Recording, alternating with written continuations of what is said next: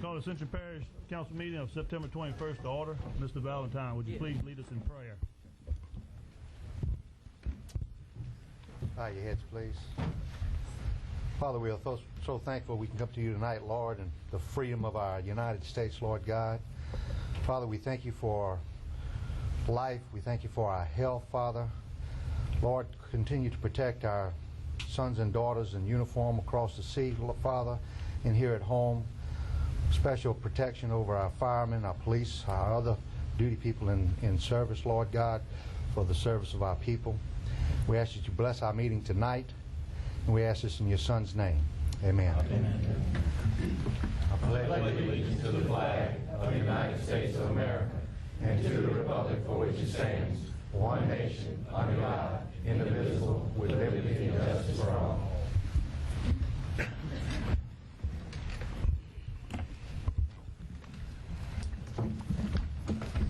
Ms. Suzanne, let the records reflect Mr. Dempsey Lambert is absent. He's coming, yeah, He'll be late, I'm being told. Number 3, Chair's addition. I have no additions to the agenda. Number 4, public comment. Anyone wishing to speak on any agenda item, please sign in with the Secretary. Number 5, Board of Review. The Parish Council will sit as Board of Review as stated in a public notice published in the Official Journal of the Parish, the Gonzales Weekly, on September the 1st, 2006 and September the 8th, 2006, to hear complaints of any and all persons who have filed a written appeal to the Board of Review in such manner as provided. Mr. Chairman, I move that we recess the meeting of the Council and reconvene as the Board of Review. Second. Motion by Mr. McConnell, second by Mr. Byriger. Is there any discussion? Is there any opposition? Having none, motion passes. I'd like to recognize Assessor Ms. Renee Meir. Thank y'all very much. How y'all doing tonight? I'm here tonight to report to y'all that this year's list of property assessments has been completed. And as required by the Louisiana Constitution, this list was exposed for public inspection from August the 31st to, from August the 15th to August the 31st of this year, 2006. Of course, during this exposure period, all changes for clerical errors or erroneous assessments were made, and these assessment lists have been corrected. So I now certify to you, as my Board of Review, the 2006 assessment list. Ms. Suzanne, has any appeal forms been received in regards to the property assessments for 2006? No, Mr. Chairman. Members of the Council, no appeals have been received. We will now vote to approve Mr. McConnell. Mr. Chairman, I make the motion that we approve the assessments for the Second. year as recommended by our assessor. We got a motion by Mr. McConnell, second by Mr. Valentine. Is there any discussion? Is there any opposition? Having none, motion passes. Thank you very much. Okay. Mr. Chairman, I move that we adjourn the Board of Review and reconvene as the Council. Second. Got a motion by Mr. McConnell, second by Mr. Todd Lambert. Is there any discussion? Is there any opposition? Having none, motion passes. Number 6, presentations. We have a proclamation tonight on the Battered Women's Program. October is Domestic Violence Awareness Month. Ms. Suzanne? Yes, ma'am. To proclaim Domestic Violence Awareness Month in Ascension Parish. Whereas domestic violence has reached epidemic proportions in this country, and 1/3 of American women, 31%, report being physically or sexually abused by a husband or boyfriend at some point in their lives. And whereas domestic violence affects every community in Louisiana, including more than 2,000 women and their children who use the services of the Capital Area Family Violence Intervention Center, known as the Battered Women's Program. And whereas studies show that at any one time, 15% of women in a community are being physically or sexually abused by an intimate partner, and 0.5% are being stalked. And whereas studies indicate that more than one-half of women in abusive situations do not report their abuse, and whereas domestic violence affects every family, every community, and every workplace, and whereas domestic violence affects all intimate relationships, and whereas studies also show that the request for services because of domestic violence rises following natural disasters, and whereas the Capital Area Family Violence Intervention Center Incorporated has sheltered women and their children from both Hurricane Katrina and Hurricane Rita, and stand ready to assist the Capital Area and Ascension Parish to be safe from family violence. Be it resolved that the Parish of Ascension is committed to the prevention of further violence against women and commits to continue services supported throughout the parish. And be it further resolved that the Parish of Ascension is committed to provide safety and protection for women who need a safe place and services to develop alternatives for her family.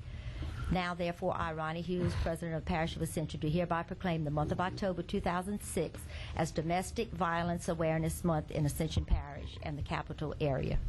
All right. And I got Ms. Martha Forbes, the Executive Director for the Battered Women's Program.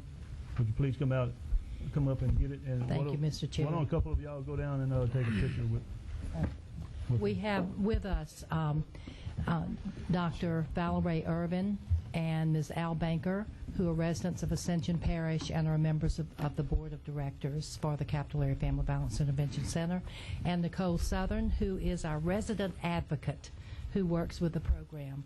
But I want to thank you for this proclamation and to tell you that we are committed to making sure that services are available. As we sit here tonight, we are aware that there are 5,000 women in the capital area, including Ascension Parish, who are in abusive relationships. And that's not okay. It is a crime. We pledge to the flag that there would be liberty and justice for all. And for those women, they need justice too. Thank you. On behalf of Parish President Hughes and the entire council, we appreciate the work that y'all do, and please continue. Thank you. Thank you. Let's say, Al. Y'all need to take a picture. Okay. A picture of it. Okay. Yeah, Al. Where? Oh, I thought they wanted a picture. I'm sorry, yes. I'm Alexine Banker. Most of you know me as Al Banker, and I've been with the outreach program here in Ascension Parish ever since its beginning, for about 12 years. I volunteered as a counselor on Thursdays for a number of years, and then I served on the board for a number of years also. And I know that there's a great need for this outreach office in Ascension. We service a lot of women, and just thank you for being able to be here tonight. Thank you.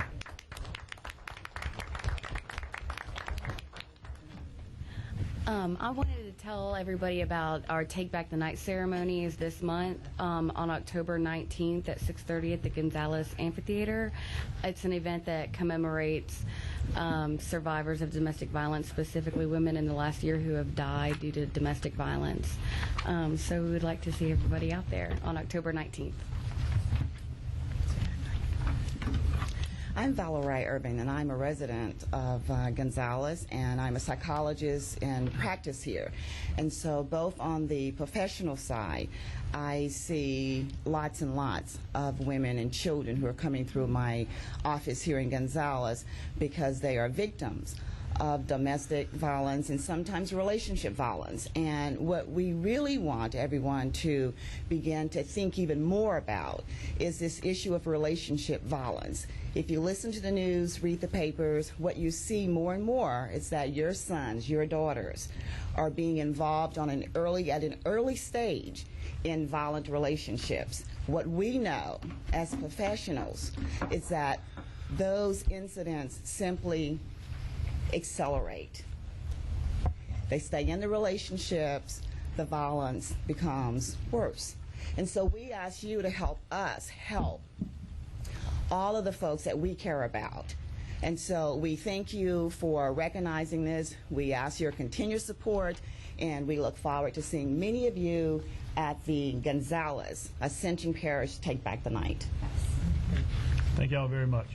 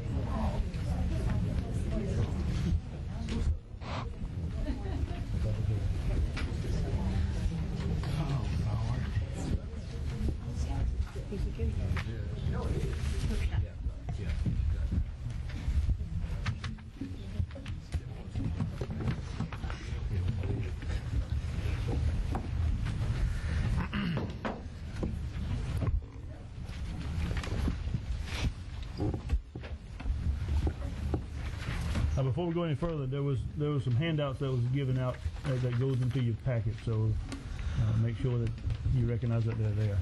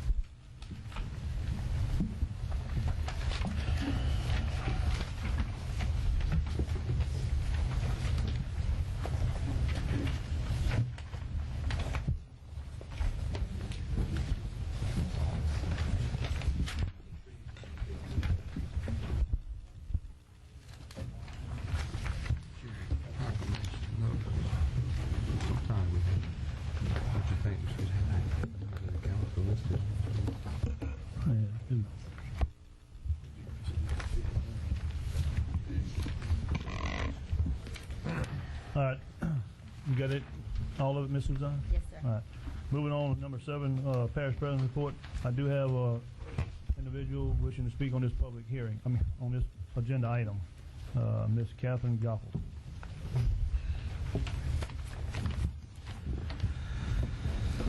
Good evening, Chairman Savoy, President Hughes, and council members.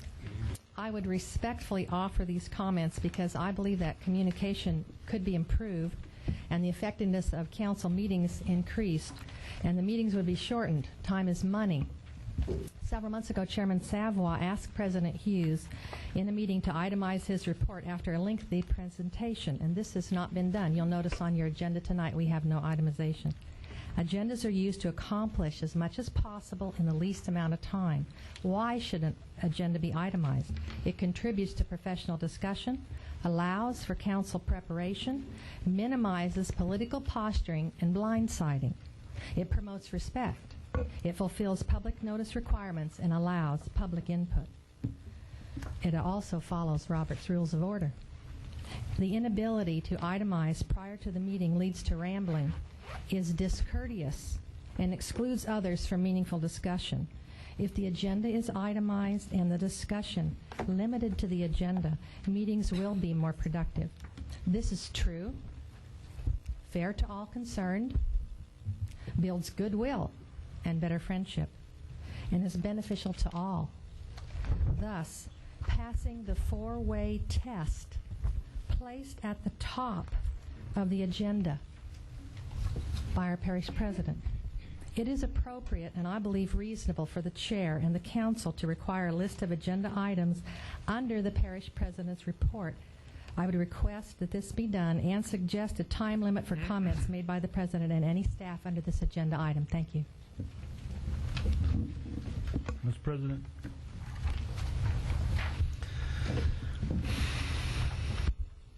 Thank you, Mr. Chairman, and good evening, everyone. We're going to just be some short things here tonight to bring you up to speed on some things that some of us kind of old.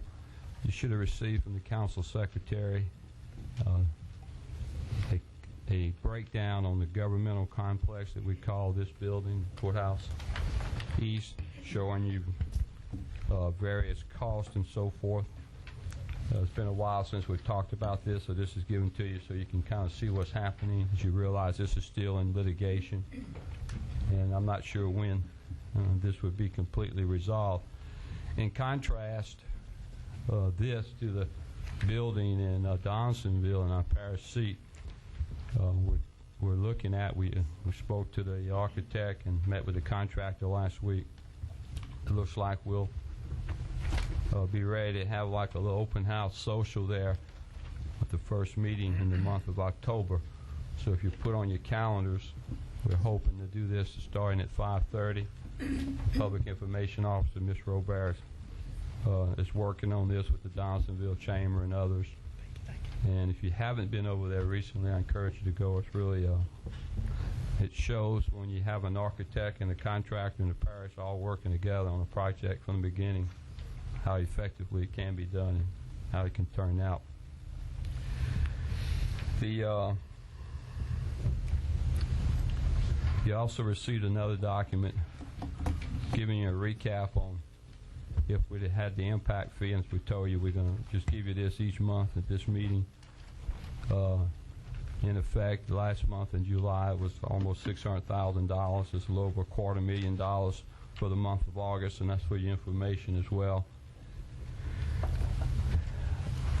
The project at 621, 73, and Interstate 10 is back and forth now between our engineering consultants and the Department of Transportation and Development. We're hoping that the design and the engineering and the environmental will all be finished. We've been saying this, hoping for 2 years. Hopefully in December or January at the latest, this project will be ready to go out for bid in an area where we need significant traffic improvements around that interstate intersection. In addition, last Friday, our local hospital, that's not a public hospital but owned by Lady Lake, opened their blood center, and several of us were invited to go and give blood. And I told them I'd wear their T-shirt tonight. You always see I have a suit and a tie on, but so our citizens are aware that now we can actually go in our parish and donate blood. They have facilities there to accommodate 4 people at a time. The blood bank on Highway 30 at the St. Elizabeth Hospital. So I want to encourage you, and as well as all of our citizens, to do this on a regular basis so that we can benefit those who are in need of this service from time to time. And at certain times this demand is very great. So I commend St. Elizabeth and their board and all those involved in this to bring this service to our parish, and it's going to keep us out of a lot of that Baton Rouge traffic as well. And the hours are posted there. If you have questions, you can call St. Elizabeth Hospital. Randy Osborne is going to give us a brief report, and I guess Randy's here, on some of the technological and electronic advances that we're doing here Somebody have expressed questions on electronic voting and so forth, so he's here if you have a question on anything you want to ask him. We've been, I guess, 6 or 7 months now utilizing this facility. We think we've got most of the bugs. That little room over there on the side is where all the inner workings take place. And we don't see them, but they're back there working diligently at all these meetings. And so this is your opportunity if you have a question for Randy. He's going to make a brief presentation. Randy. Thank you. I was asked to give a little presentation of what's going on with the room. We do have just about everything working up to our expectations at this point. The only thing that we're not currently doing that we want to do is stream the video from this room to our website so that it can be webcast real time, and you'll be able to actually watch the meeting and then pull it up on demand after that. There is a voting system in our council chamber.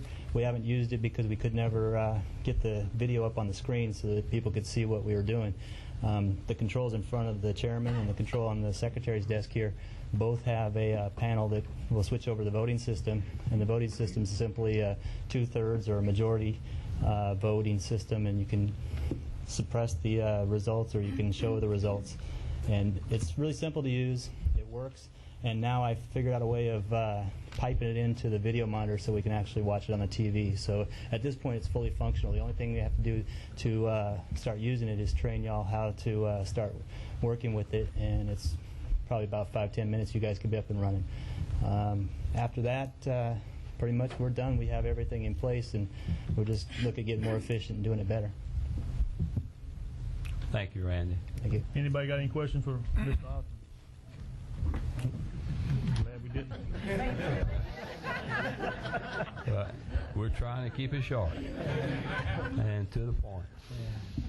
The last thing we're going to just talk briefly to you about tonight, report on, is all of you know we're in the budget process, and been a lot of work done by the finance department on that. So if you have questions, I think I sent all of you an email last week and inviting your participation in that process to meet with me and members of my staff on concerns that you have in the financial in the budgeting process. Now, one area that we have in the budgeting process, and we still got a little, I guess, some quirks to work out, is in the area of mental health. And also Mr. Roy Katz, our director, who this agency serves under his leadership, is here tonight. And as Roy comes up, we want to also recognize his wife, Becky Cass, who's also the chamber director in the Donaldsonville area. We had, I guess close to a year ago now, we had a vacancy occur on the Capital Area Human Resources Board. And the process is, this is, I think, 7 parishes within the capital area. It's the organizational structure that the state is using, Department of Health and Hospitals, to administer the mental health and substance abuse services. And since we have our own program, they work with us in many areas. And so each parish that makes up the capital area has representation on the board. And the way it's structured now, the parish president nominates people to the governor, and I have to turn in 4 names when a vacancy occurs. And so I guess we've done this really quite a while ago, and recently the decision was finally made, and Becky Cass has been appointed as one of our Ascension Parish representatives on this board. So Becky, congratulations. All right, Mr. Roy and Mr. Caskin, please. That concludes my report. Thank you, Mr. Cass. Mr. President, Chairman Savoy, honorable councilwomen and men. Bill Rue's not here tonight because he's having a medical problem, but he and I were talking the other day, and he asked me, he said, are you taking treatment this week? And I said, yes, I am. And he said, my God, and you're going to address the council. I said, well, you know, we just have to maintain our composure. I learned a long time ago that you never present a problem or opportunity without having a solution. Tonight, I come to you with a problem, and at the end of my presentation, I will give you potential solutions.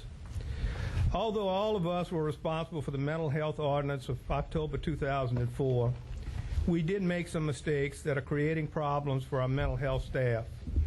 The ordinance is written, is wrought with contradictions and does not give clear line of reporting to the staff, particularly the executive director. Just from the ordinance, it says the board is to recommend for approval to the parish president the director of a mental health program. I find this is very difficult. The Mental Health Board may recommend, subject to the approval of the parish president, the removal of the mental health director, subject to reinstatement by the council. We also say that the office manager shall be acting director until a director has been appointed or in the event of a vacancy. I find problems with this because it should be a professional in the field of mental health. Not that there's anything wrong with the office manager, but I think this is a problem. The director's recommendations for the hiring of counselors and other professionals shall be reviewed by the board for their recommendations prior to being submitted to the parish president for approval. Defining the duties of the director as specified in 5B shall be the function of the board, but will become a part of the Ascension Parish Policy Manual. These are just a few that I think we need to look at. The ordinance that you passed is a continuation of the 1952 millage for the mental health program.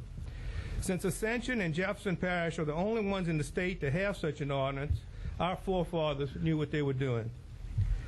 The new ordinance created the Ascension Parish Mental Health and Addictive Disorder Advisory Board.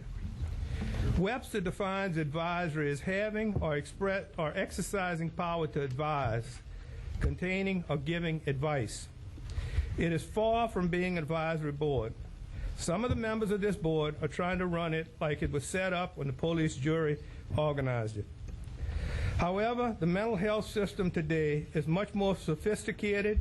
Many new rules and regulations have been placed on the staff, such as the HIPAA, Health Insurance Accountability and Portability Act, audits, and stricter licensing requirements are just a few. I agree, we've had several discussions on this subject, but mental health has no place for politics. It is a place for professionals. These individuals work with our future, the young people and their families, and should not be concerned with outside pressures by people that I don't think really understand what is going on in the system. Because of outside pressures and low pay scales, we're vulnerable to losing qualified personnel. Also, very fortunate that we have not received one complaint from any patient or family member since we came on board. I might remind you also that we do not have a board to govern our health unit. We don't have a board to govern our finances, or any other board such as over DPW or anything else. My recommendation to you for a solution is to review an ordinance that we prepared as far as the administration, make comments, and let's move forward.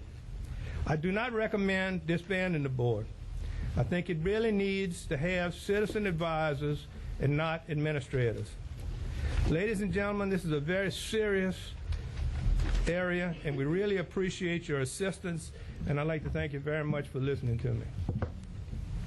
I do have a copy of a sample ordinance that we prepared that I'd like to give to you at the end of the discussion. You can review it, do whatever you want with it, but I think we need to streamline this process. Thank you. Mr. Chairman, I apologize for not putting this. It was supposed to have been listed under my fault, under my parish president report. As we're going through this budget process, some of this was recognized. And so we just give you this, ask you to look at, consider it, whatever committee you want to send it to, Mr. Chairman, to evaluate some of these proposed changes by the director. Thank you, Mr. Katz.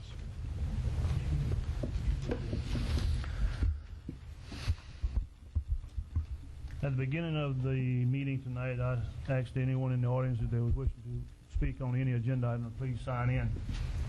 Since this, to my belief, became an agenda item, I do have someone that signed a speaker card late, and I'm going to yield that person 3 minutes. As I tell you, go through.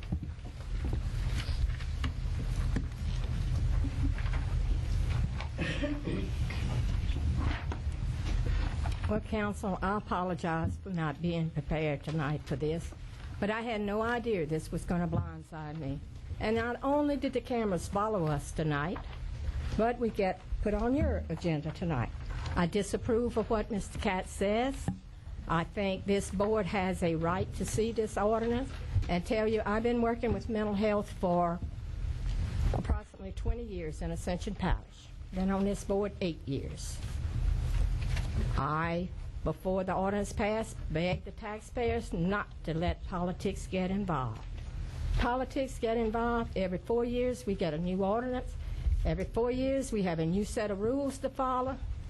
I went to the library. I looked up the ordinance that's put in the code book. We have one that's dated the 8th of this month, which is of 2004. We have one dated October that's not in there. We need some help and some legal advice on how to carry out an ordinance that is changed that often. I'd appreciate it if we would get some time to look over what's been proposed here tonight and what we talked at our meeting earlier tonight. Thank you. Ms. Fondo. Ladies and gentlemen, I spent a lot of time in '04 working on this mental health ordinance because mental health is very important to the Ascension Parish residents. I checked with the parishes around surrounding us. I checked with Dr. Jan Krasowski at the mental health in the state, and I drew up an ordinance, and it was a good ordinance. And Dr. Krasowski even made some of the recommendations in it. I do have some recommendations that Dr. Jan had put.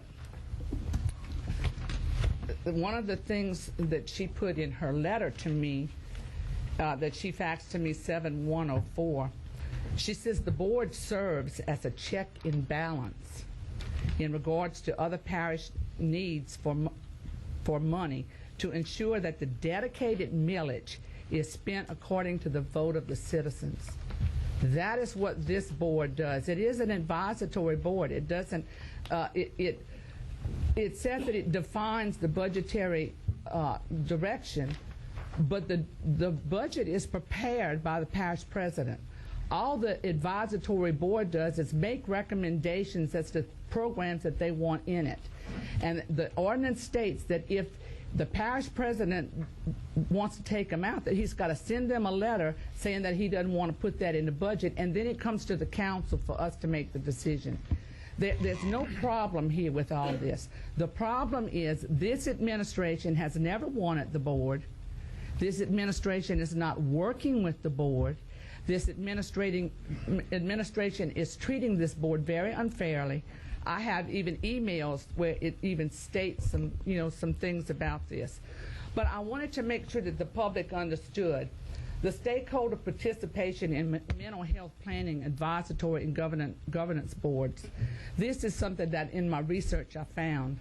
The rallying cry of nothing about us without us was heralded extensive involvement of consumers of mental health services, families affected by mental health illness, and families of young children with serious emotional disorders.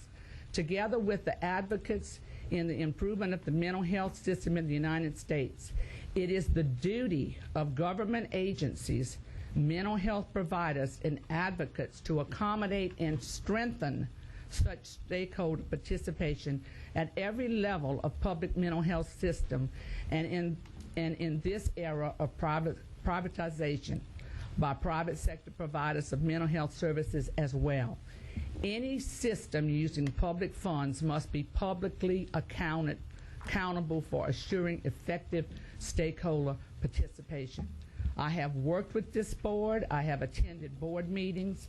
This administration, just tonight, I went to the meeting. I normally attend these meetings. I show up at the meeting, there's TV cameras there because they had something that they wanted to dump on the public. They also made the announcement that they were pulling the secretary. Now, I don't know why that they can't provide the secretary that the mental health board has been working with.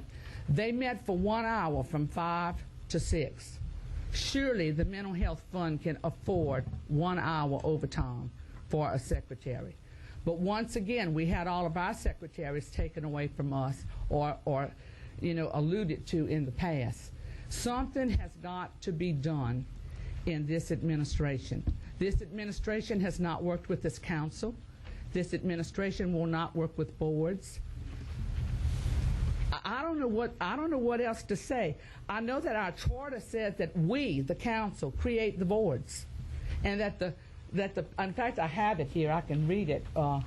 The parish president shall monitor all special boards, commissions, agencies, districts, or device having governmental functions and report to the governing authority in a physical and operational manner as deemed necessary. I feel like this administration from the beginning has said they didn't like to work with boards. Boards are necessary in our community. It involves our citizens who give up their time to stay focused on what's going on in our parish, and to make sure that the wishes of their taxpayer dollars are funded and kept up with. I'm just very disheartened about this, and it, to me to get blindsided like this. Of course, you know, evidently I knew something was coming up because I'm very prepared. But it wasn't put on the agenda, and neither was I called by this parish president to tell me there was a problem or anything else. What he wants me to do is get with him. Go sit down and talk with him about any issues that I have a problem with. Well, how can I go sit down and talk with somebody that I don't even know that there's a problem? I mean, I can't pull these things out of the sky. We get up here tonight. I go to a meeting, there's cameras, there's the speech, there's pulling of the secretary, and now we get here, and under his parish president's report, oh, he forgot. Thank you.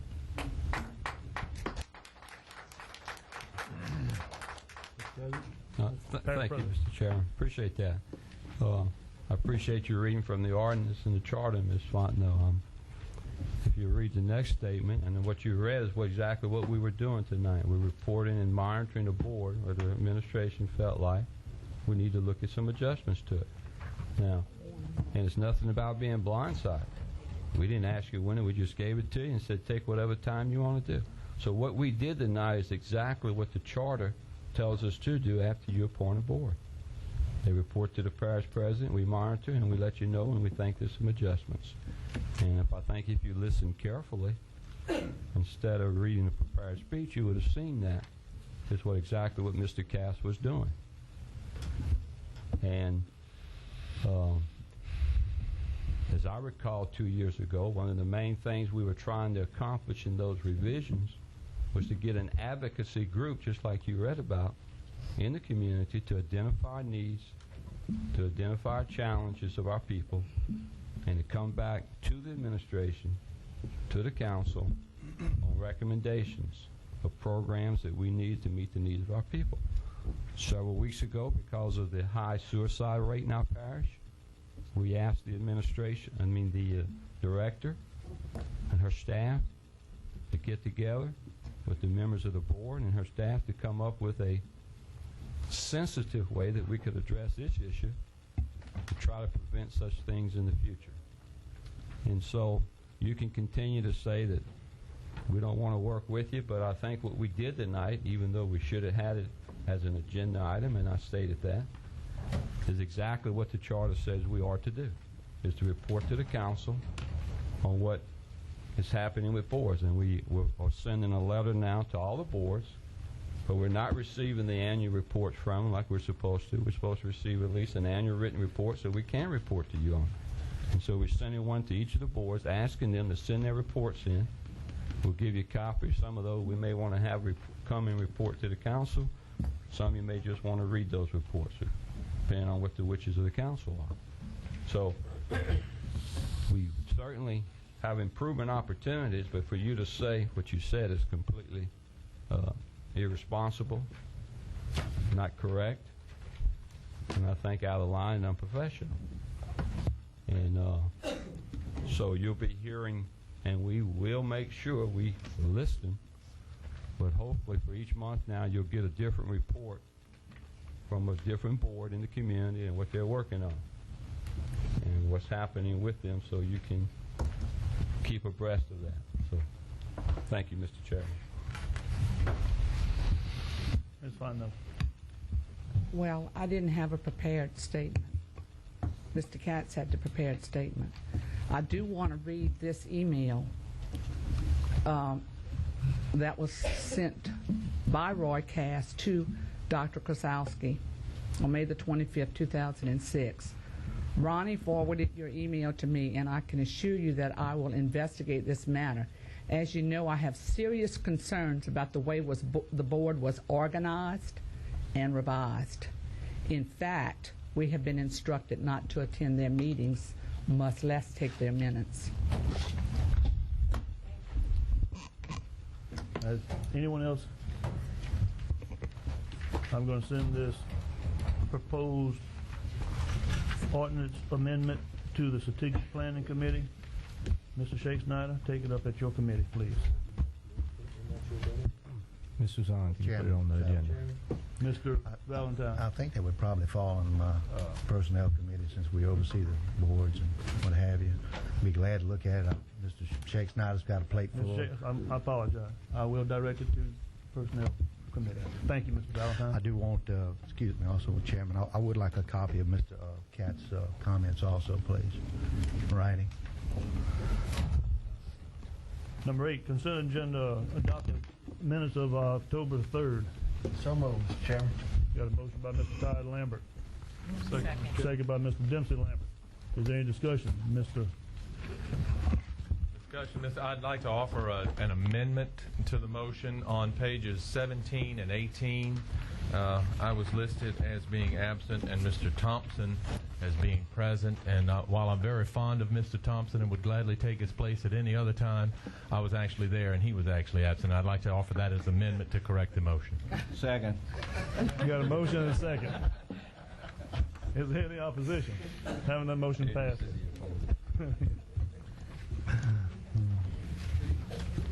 Number 9, Utilities Committee. Mr. Byriger. Thank you, Mr. Chairman. A deals with Country Ridge, and we're asking for a task order to proceed with the engineering of the collection system in the wet well and lift station at Country Ridge, the old system, and to further approve the task order contract with Montgomery Watson to proceed with the engineering of both phases, Phase 1 and Phase 2. Phase 1 will be approximately $52,300, and Phase 2 will be approximately $14,200 with a total of $66,500. Motion. Got a motion by Mr. Thompson. Second by Mr. Valentine. Is there any discussion? Is there any opposition? Having none, motion passes. And second part of it deals with the Dyer sanitary sewer system, and there's a couple of change orders listed. I missed the last meeting when they discussed the change orders. If someone that was at the meeting would like to discuss that, or just approve the change orders. Motion to approve change order, Mr. Chairman. Mr. President, do you have anyone with the administration to explain the change order? Laverne is probably not prepared. When Bill and I talked over the phone just a few minutes ago, he didn't mention this as being a problem area, and we hadn't heard from any members of the council since it was sent out the other day, so I'm really not prepared, Mr. Chairman. I'm not aware of any problems with it other than it's... Mr. Lynn Chance is in the audience? Okay. I'll second that motion, Dempsey. Got a motion by Mr. Dempsey Lambert, seconded by Mr. Thompson, to approve the change order. Question. Mr. Hillensdeck. What about URS program manager? They got any comments? Well, we're actually decreasing the... It's actually a decrease. There is a decrease, and there's also an extension of time for some delays that happen. I just wasn't there. I didn't hear the discussion. It looks like it's a decrease of $42,346, and they're asking for 30 days. They're wanting.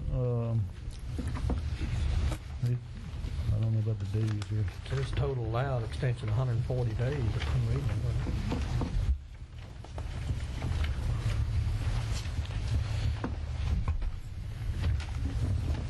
it. Looks like 44 days. Excuse me, Mr. Chair. Mr. President. Ken, are you familiar with the time extension here? No, sir, I'm not familiar with this one. Where it says time allowed for building overlay of roads is 110 days. Is that? That's a little confusing.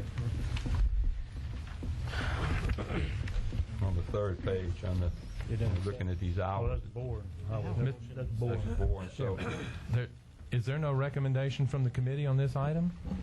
Then it should go back to the committee to be presented, even though it is a reduction, but they're asking for some information. Obviously, nobody can answer any questions about this particular thing. Maybe it should go back to the committee to at least come back to us as a recommendation. now, I think the committee put this on the agenda, Mr. Chairman. Yes. Mr. Valentine. I don't know, maybe Ms. Fontenot remembers, but I remember there being a problem because they couldn't go one particular way, and they was getting a right of way for a ditch. Was that involved in the That was Hillyville. That was Hillyville? No, that's Darrow. Yeah, Darrow, I'm sorry. They're trying to get some right of way. You know, I would suggest we just pass over until we find out exactly what's going on. I mean, it's a reduction of 42,000 unless it creates a problem. What's the wishes of the council? We got a motion on the recommendation, table, I go along, 'cause no one has approached me on this.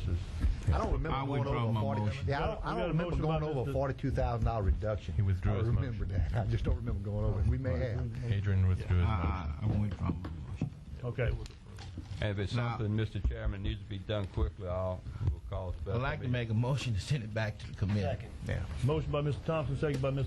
Todd Lambert, to send it back to committee. If for some reason there's a time crunch between now and the next meeting, call the executive board and they will deal with it. That's good. Mr. Chairman, that completes my kind of weak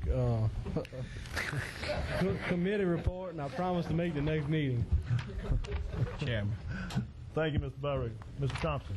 Mr. Barringer, I would like for you all to put on the agenda the LCDBG grant for the Harryville, that $1 million. Put that project back on the next agenda. Yes, sir, certainly. Thank you. All right, number 10, Personnel Committee, Mr. Valentine. I'll be getting in touch with the members of personnel and, of course, administration and setting up a meeting for the mental health. Okay. Nothing else, Chairman. Number 11, Recreation, Mr. Mikio. No comments.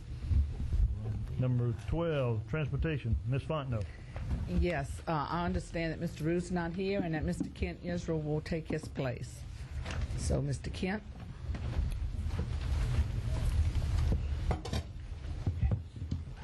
Item A is authorization of additional payments to Krebs, LaSalle, and Mew Consultants Incorporated in the amount of $18,000 for roadway lighting design on LA 621, LA 73, and I-10 intersection improvements. This also includes additional geometrics at LeBeau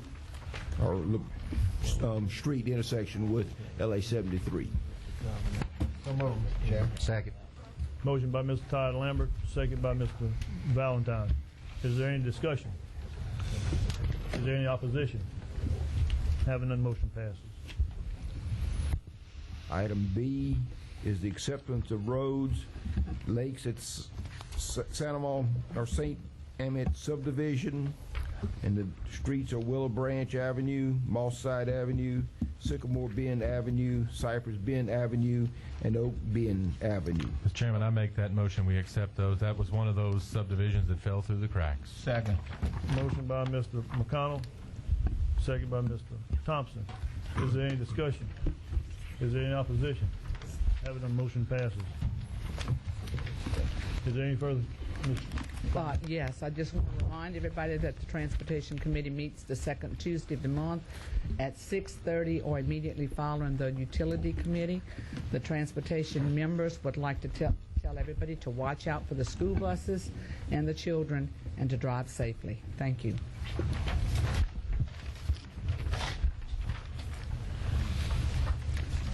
Number 13, Strategic Planning, Mr. Shakespeare. We did not have a meeting since the last council. All right. Number 14, Finance Committee, Mr. McConnell. Thank you, Mr. Chairman. We have item number 14A, and that's an agreement between the City of Donaldsonville, West Ascension Recreation Commission, and the Parish of Ascension. And after it was hashed and rehashed and discussed, it was the recommendation of the Finance Committee that this agreement be adopted. So moved. Motion. Got a motion by Mr. Shea Snyder, second by Mr. Todd Lambert. Question, Mr. Thompson. Have the agreement with the West Ascension Recreation and taking care of the outer skirts limit parks has been resolved? Mr. President? Yes, they have been. Okay. When I get a call from MoDES President, I will call administration. Call me and up. Take care of the parks. And I'm not going to wait on this. We can't get to it or we're not doing it because. Call me up, Mr. Thompson, and Ms. Kinchin will see that it's taken care of immediately. Thank you. Is there any further discussion? Any opposition? Having none, motion passes. Item number 14B is an approval of a contract between the Ascension Youth Softball Association and the Parish of Ascension. And after discussion, it was the recommendation of Finance Committee that that also be approved. So moved. Second. Motion by Mr. Valentine, second by Mr. Bowrigger. Any discussion? Any opposition? Having none, motion passes. Then, sir, item 14C, our auditor for many, many years, Falk and Winkler, presented their engagement letter for 2006, and it was also the unanimous recommendation of the Finance Committee that we adopt this engagement letter. Motion. Second. Motion by Mr. Thompson, second by Mr. Todd Lambert. Is there any discussion? Is there any opposition? Having none, motion passes. Item number 14D, I believe the entire Board of Directors of Volunteer Ascension was present. They made a very stirring and excellent presentation to us, and after discussion there, it was the unanimous recommendation of the Finance Committee that we renew the annual budget allocation of $25,000 to Volunteer Ascension. So moved. Got a motion by Mr. Dexter Lambert, second by Mr. Hillensbeck. Is there any discussion? Is there any opposition? Having none, motion passes. Thank you. Item number 14E, this is the authorization of a grant match for the District Attorney's Office for the Juvenile Probation Officer, and the total project cost on that is $27,971, with the cash match being $6,976, and the federal funds requested of $20,995. It also was the recommendation that this be adopted. So moved. Second. Motion by Mr. Shea Snyder, second by Ms. Tamikia. Is there any discussion? Having none, motion passes. And then finally, we discussed a contract with URS Corporation for professional services, and it was a recommendation that this agreement be adopted and the contract be renewed. So moved. Second. Motion by Mr. Todd Lambert, second by Mr. Mikio. Is there any discussion? Is there any opposition? Having none, motion passes. And Mr. Chairman, that's our report. Thank you, Mr. McConnell.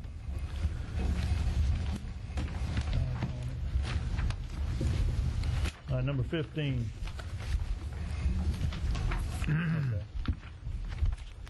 Number 15, zoning review ID 1546.06, lot 3C for Todd Hussers, located on the east side of Louisiana Highway 73, approximately 200 feet south of Ascension Parish Road, to amend Ascension Parish zoning map from medium intensity residential to crossroads commercial.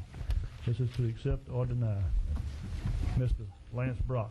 Yes, sir. The recommendation was to accept the rezoning request. So moved, Mr. Chairman. Second, Mr. Chairman. Motion by Mr. Hillensbeck, second by Mr. McConnell. Is there any discussion? Is there any opposition? Having none, motion passes.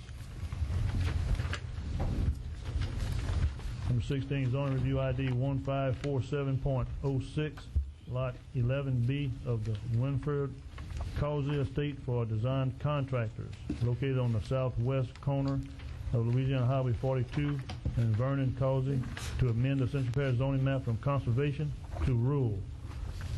And this is to accept or deny. Mr. Lance Brock. Yes, sir. The recommendation was to deny the request. So moved, Mr. Chairman. You got a motion by Mr. Todd Lambert, second by Mr. Mickey. Is there any discussion? Is there any opposition? Having none, motion passes. Number 17, zoning review ID 1548.06 for Louisiana Gifts and Gallery, located on the east side of La Rocha Park Road, approximately 800 feet south of Easley Malonson Road, to amend Ascension Parish zoning map from medium intensity residential to mixed use. Mr. Lance Brock. The recommendation was to accept that. I move to accept the recommendation, Mr. Chairman. Got a motion by Mr. McConnell, second by Ms. Tamikia. Is there any discussion?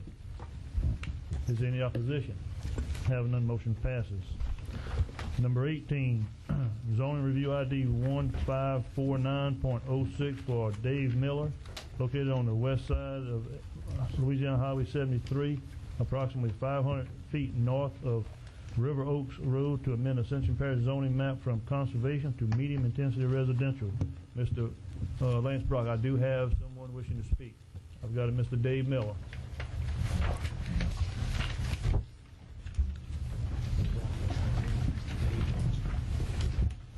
Good evening, Council. I'm a co-owner of 20 acres that are located on the west side of Highway 73. We're asking that you rezone this from conservationist to medium intensity. We went before the board. They recommended we denied it. But I'd like to point out that letter was sent out to all the adjoining property owners. There was no opposition to rezoning. One of the reasons they gave said because the property across the street is commercial. And we were told when they put this commercial park there that it would not affect the property on the opposite side of Highway 73. This will be a win-win situation for all the property owners because we increase the property value. And I'd like to point out also that our property is located right next to a subdivision already established. And like I said before, none of the property owners had any objection to rezoning the property.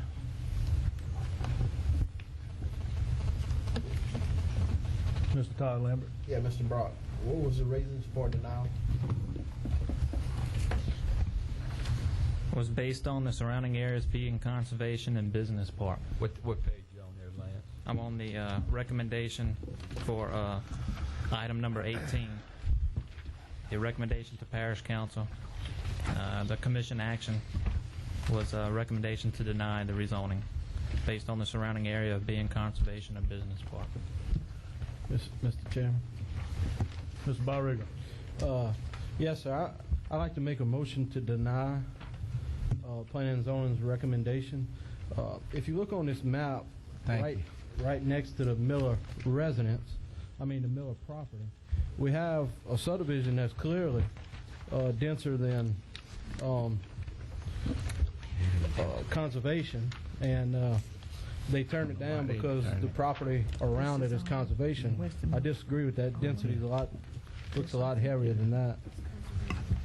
Yeah, I'm looking right here. And then right across the road is light industrial, and I just disagree with it. I second that motion. That's my motion. Got a motion by Mr. Barriga, a second by Mr. Thompson. Is there any further discussion? Is there any opposition? One objection. Mr. Todd Lambert. Motion passes. Number 19. Zone Review ID 1550.06, Lot 1F, 1B for Kerry Holton, located on the east side of Floyd Holton Road, approximately 700 feet north of Norwood Road, to amend the Ascension Parish zoning map from rural to mixed use. Mr. Brock. The recommendation was to deny the request. Recommendation coming from the department was to deny. What's the wishes of the council? I move to accept the recommendation of Planning and Zoning. Motion by Mr. McConnell, second by Mr. Hillensbeck. Is there any discussion? Is there any opposition? Having none, motion passes. Thank you, Mr. Brock. Thank you. Thank you. Number 20, the acceptance of bid, purchasing agent, Ms. Bonnie Burrell. Or better yet, Ms. Jones Shivers. Be careful you say better yet. Yeah, I know. Good evening. Good evening, John. On September 12, 2006, the purchasing department received 2 bids for washed gravel. 1 bid was non-responsive. The purchasing department recommends accepting the lowest qualifying bid, which is from Nonstop Transportation Company. Motion. Second. Got a motion by Mr. Thompson, second by Mr. Todd Lambert. Is there any discussion? Is there any opposition? Having none, motion passes. On September 18, 2006, the Purchasing Department received 5 bids for the 24 by 60 modular building. The bids were received from Spectrum Building, William Scotsman, Comark, M Space Holding, and Resun. The Purchasing Department recommends accepting the lowest qualifying bid, which is from Resun. Motion, Mr. Chairman. Second. Motion by Mr. Dempsey Lambert, second by Mr. Hillensbeck. Is there any discussion? Question, Mr. Todd Lambert. Modular building, what is this modular building for? Technology Department. Any further discussion? Any opposition? Having none, motion passes. On September 12, 2006, the Purchasing Department received 1 bid and 3 no bids for the two new pumper trucks and 1 new area ladder truck. The bid was received from Bonaventure Company Incorporated. The Purchasing Department recommends accepting this qualifying bid.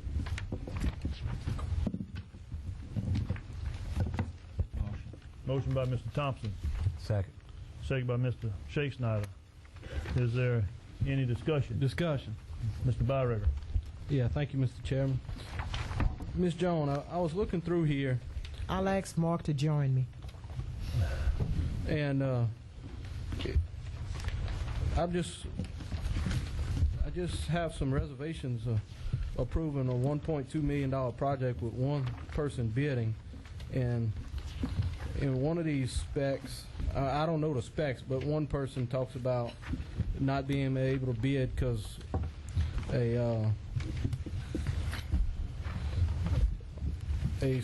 I'm trying to find the language here. I thought I underlined it. But anyway, a component didn't meet or something. And I don't know a whole lot about this. And like Ms. Jones said, can you explain, Mr. Mark? Well, our bids were reviewed by legal because we did have a couple of questions in there, and they deemed that our package was acceptable. Mr. Councilman, we did a spec, obviously with the assistance of one of the manufacturers, and then went to several more with that same set of specifications and asked them to work off of that, and if there was any problems to let us know. Some chose not to bid because, I mean, in essence, like they said without saying, they couldn't compete with them. But we wrote an open spec, everything that we put in there, any of the manufacturers that build fire trucks could build to that specification. There was nothing that prevented anyone. It may not have been, in some of them's mind, as cost effective for them to build that way, but it was a very open spec.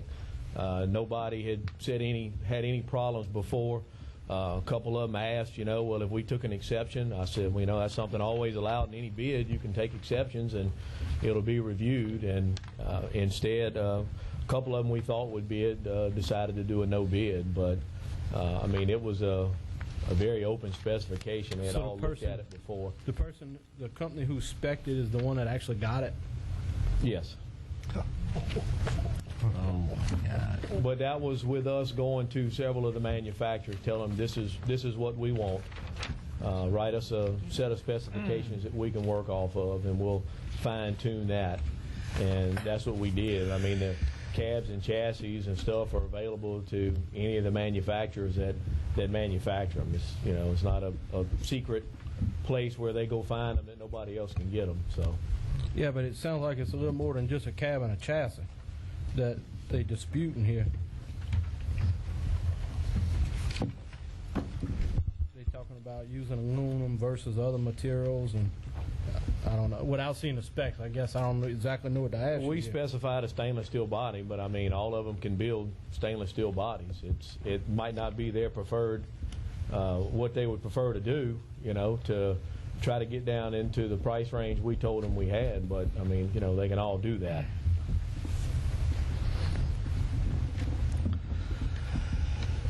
I don't have anything for it. Mr. Hillen. Yeah, thank you, Mr. Chairman. Chief, in the delivery on these vehicles in question, or the equipment in question, like a year from now? Approximately 320 to 340 days. Yeah, yes. and I know we're looking at some ratings that are coming up, the ratings, fire ratings. So I think it's very important that we do go ahead and close the order, and let's get the equipment built, because the parish certainly needs it, and we don't want to do anything to adversely affect the ratings.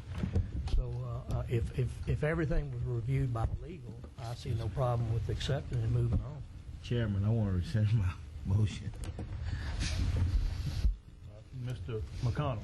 My question is, it came in at approximately the price that you had all estimated that it was going to be. It was right there in line, and it is. It's what you need to do your job. Yes, it is. And we've done business with these companies before, and we'll continue to do business with these companies in the past. But this is pretty much what you estimated it was going to be. It wasn't way out of line, high, low, or it was right where you thought it would be. Then I agree with Mr. Hillensbeck. We should go ahead and move on this. If I believe I just heard somebody withdraw his motion to There's a couple more accept. people wishing to speak. As soon as they all, I'm going to go back to him and see if he's. Actually, we're out of line if we don't have a motion on the table. But if a motion was withdrawn without being recognized, then you are in line. Ms. Suzanne.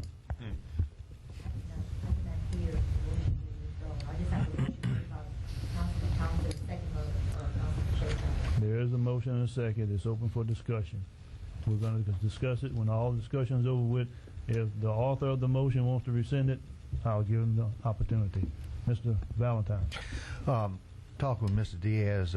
Mr. Babin did review this, even though the gentleman did say that they had some help in dealing with the bid. The bid was not a closed bid. It was not specific to the company that's got low bid as far as the specs. The other companies could easily bid on it. I did have some reservation at first, but Mr. Diaz assures me that Mr. Babin has checked it. It is a legal bid, and we should not have any legal problem with accepting it. So, therefore, I don't have a problem with it. Mr. Thompson. We have a motion and a second to approve the bid recommended by purchasing, which is which company, Ms. Jones? Bonaventure. Bonaventure. Is there any further discussion? Is there any opposition? Object. One objection, Mr. Byringer. Motion passes. Thank you, Ms. Jones.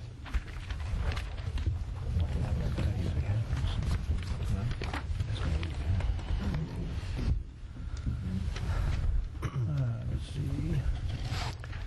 21. We got a rain day change order request and substantial completion for alterations and additions to Ascension Parish Courthouse West. So moved, Mr. Chairman. Second. Motion by Mr. Byringer, second by Mr. Shea-Snyder. Mr. Henry, do you want to say anything? You could have stayed home, man. Another item. Hey, brag a little bit, Henry. Yeah. Another item, substantial completion. And we inspected the job on September the 7th, granted him substantial completion. The fire marshal is coming to inspect the building on the 29th of this month. We sent him photographs of the building, and he commented how nice the building looks. So I don't think we should have any problem. So moved, Mr. Chairman.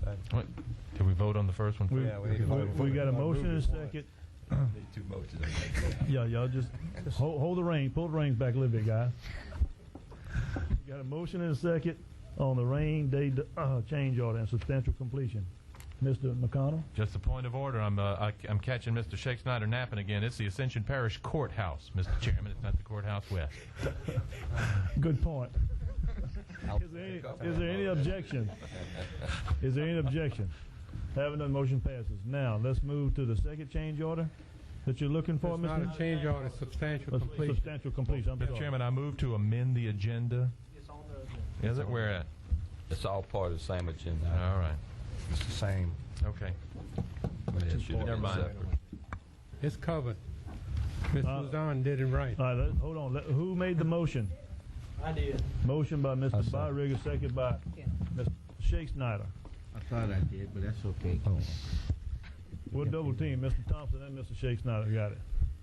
Is there any discussion? Is there any opposition? For a point of discussion, I just want to again commend Mr. Chauvin and and you should name names in the public and all of this, but when there are a lot of people participate and all, but Miss Barbara Russo stood up and really pushed things when they needed to be. And if you have a chance, go see it. It is a showpiece, a masterpiece, and it is appropriate for the Ascension Parish Courthouse. They also have some people working to get the clocks and the bells and all working. So, other than that, I would like to see, Mr. President, if we can get a chance, we have some pot holders, so to speak, tree holders in front of it that I would like to see a landscape to complete the process, if at all possible, if we can look into the budget. We got a group of volunteers working on that, Ken. Thank you. Any further discussion? I understand the president's got a party there in October. We'll be there. Good. Any opposition? Having none, motion passes. Okay, thank you, Mr. Chairman. Thank you, Mr. Henry. Number 22, litter update. Mr. Terrence Irvin. Mr. President, Council, apologize for not having this in the section of the presentations, but I wanted to give the parish a quick update on the litter following Hurricane Katrina.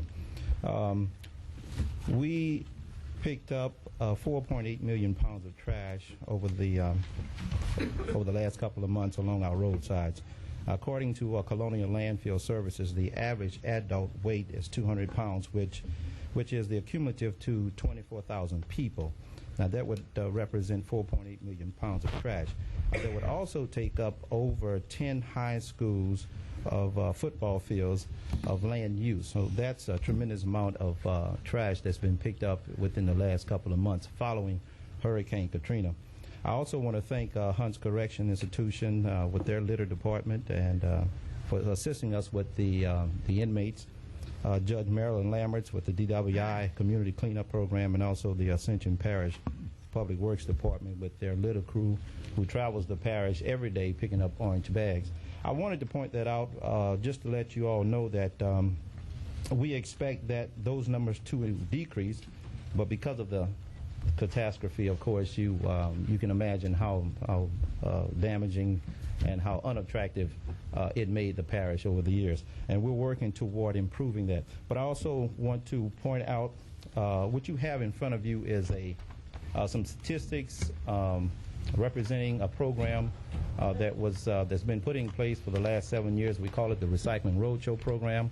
It consists of volunteers such as teachers in different schools. This program takes place in our middle schools. It occurs once a month on a particular Saturday. And what you see in the information that I provided to you are results of how much trash has been, litter has been recycled, and also the paper, the containers, the total, and also the cost of landfill that was saved due to the school's participation. I have with me tonight Mrs. Nancy Russo, who was a dedicated volunteer representing Central Middle School, and her school principal, Ms. Lamadola, correct? Okay. And one volunteer came with me tonight, Ms. Wendy Gonzalez. And if you don't mind, Mr. President and the chairman of the council, and also our dedicated committee member, Cheryl Fontenot, to come down and just take a quick photo, if you don't mind. This program received national attention, and they also received recognition from the First Lady, former First Lady, Mike Foster's wife. I forget her name, but anyway, yeah, her, Miss Foster. There you go, Miss Foster. And so at this time, if you all don't mind, I would like to take a quick photo, and we have here a plaque from Keep America Beautiful in honor of that program. Mr. President, if you don't mind. Go ahead, Mr. Yes, no mind at all.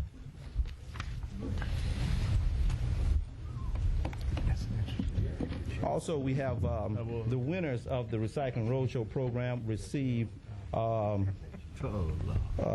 monetary donations, monetary contributions from Allied Waste. The first place, the second place, and the third place winners receive monies that will go into their budget to continue their efforts toward recycling. Let's go here, guys. I'm Borso, not Bruce. I know that.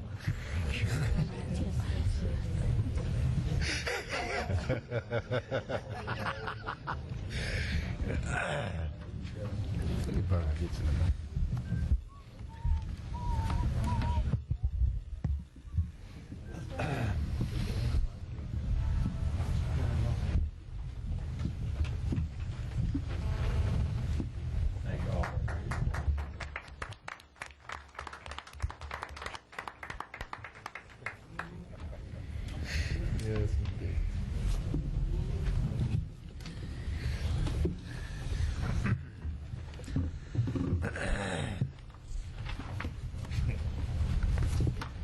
Thank you, Mr. Terrence.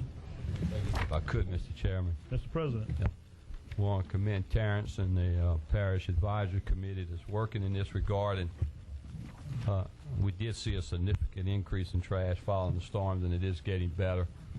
And one of the things I do is ride around the parish, sometimes on weekends, and I leave messages on Terrence's hotline. So I want to remind all of our citizens that we do have a litter hotline, 644-2486.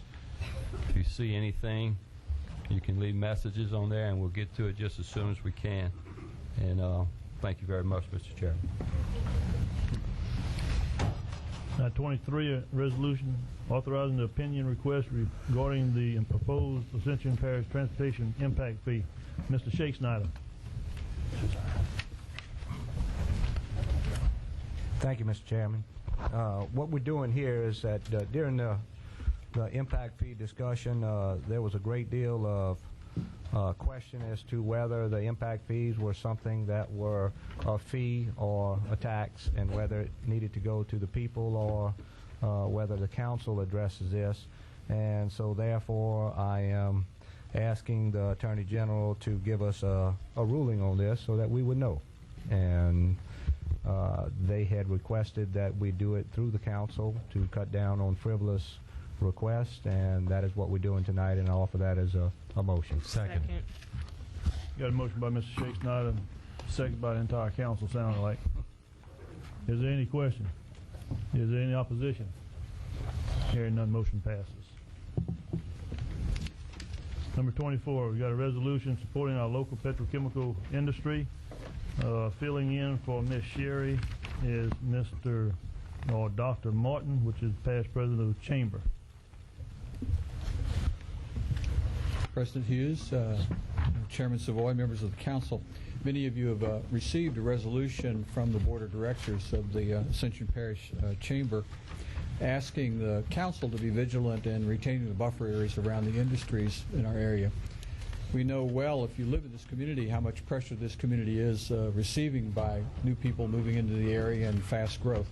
I'll tell you as an aside, this past Tuesday night, two members of the council, Ken Schneider and Adrian Thompson, made a good presentation to the CAP talking about those pressures and the difficulties that the council faces in dealing with them. So we understand fully what they are.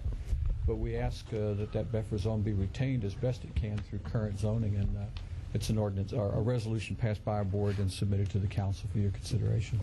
Motion to adopt, Mr. Chairman. I'm sorry. Motion to adopt the resolution. Motion by Mr. Hillensbeck.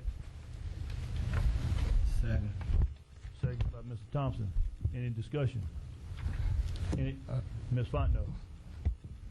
Well, I just wanted to say that I don't see the need for this resolution in that we do have zoning, and we just need to start following our zoning and not be so ready to rezone to density. The zoning was put in place for a purpose, and all the things that they're asking us to do right here, zoning is taking care of that. But we need to realize that whenever we're fixing to rezone a property, to consider it very carefully. Is there any opposition? Object. Object. Object. Object. 4 objections. Just one comment here, if I could, Mr. Chair. I'd like to make a comment. Well, hold up. We already voted. You got Mr. Mikio, Mr. Shakespeare, Ms. Fontenot, and Mr. Byrigger. Motion passes. Mr. President. I just want to reiterate to you something we said a few weeks ago, and the technology office has part of it done. We want to get it all done. they are putting together for your information, especially for planning and zoning, planning department, those of you in strategic planning committee, a map that will be showing all the industrial plants, and it will be broken down in two ways.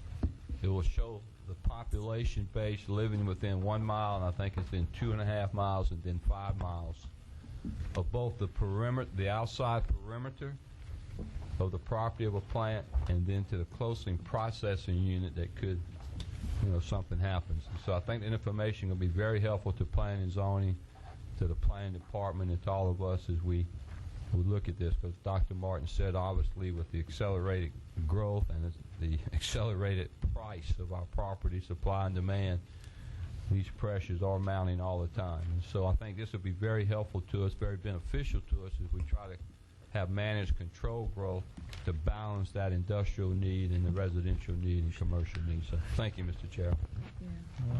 Number 25, authorization to increase in limit of URS task order for 2006.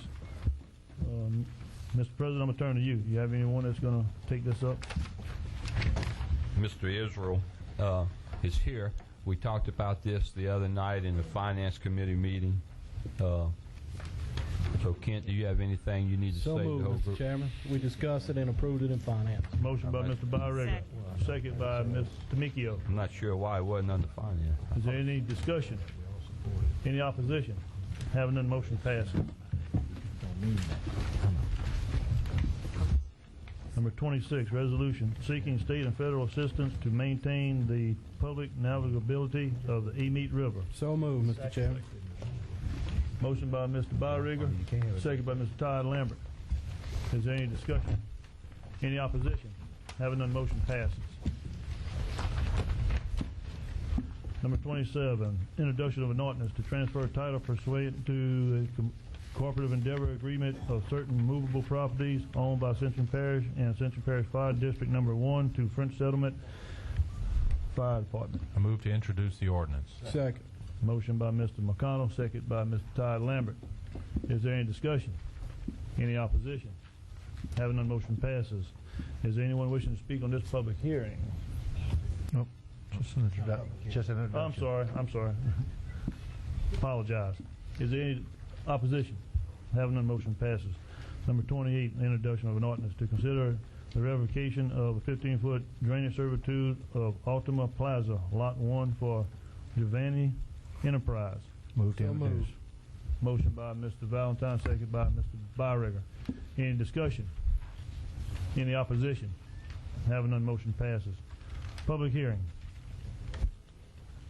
Public hearing, Ascension Parish Drainage Ordinance to provide for the protection from flooding for all purposes in the Parish of Ascension by minimizing the increase in water surface elevations or profiles caused by the private development and of property in Ascension Parish.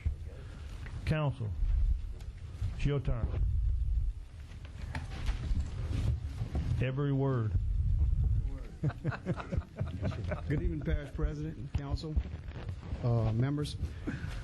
When Ricky calls me to cover his meetings, I'm often scared because it's usually an ambush of some sort. And this is a first-class ambush. I love following Ricky's lead. Ricky asked me to cover this tonight. He indicated it was short. I believed him. I didn't think it was going to be 8 tight pages. That's not too short.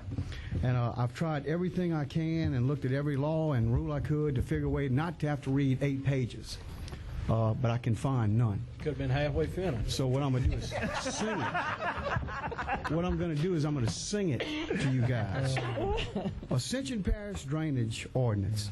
Read with me if you will. Roman numeral 1, purpose and intent.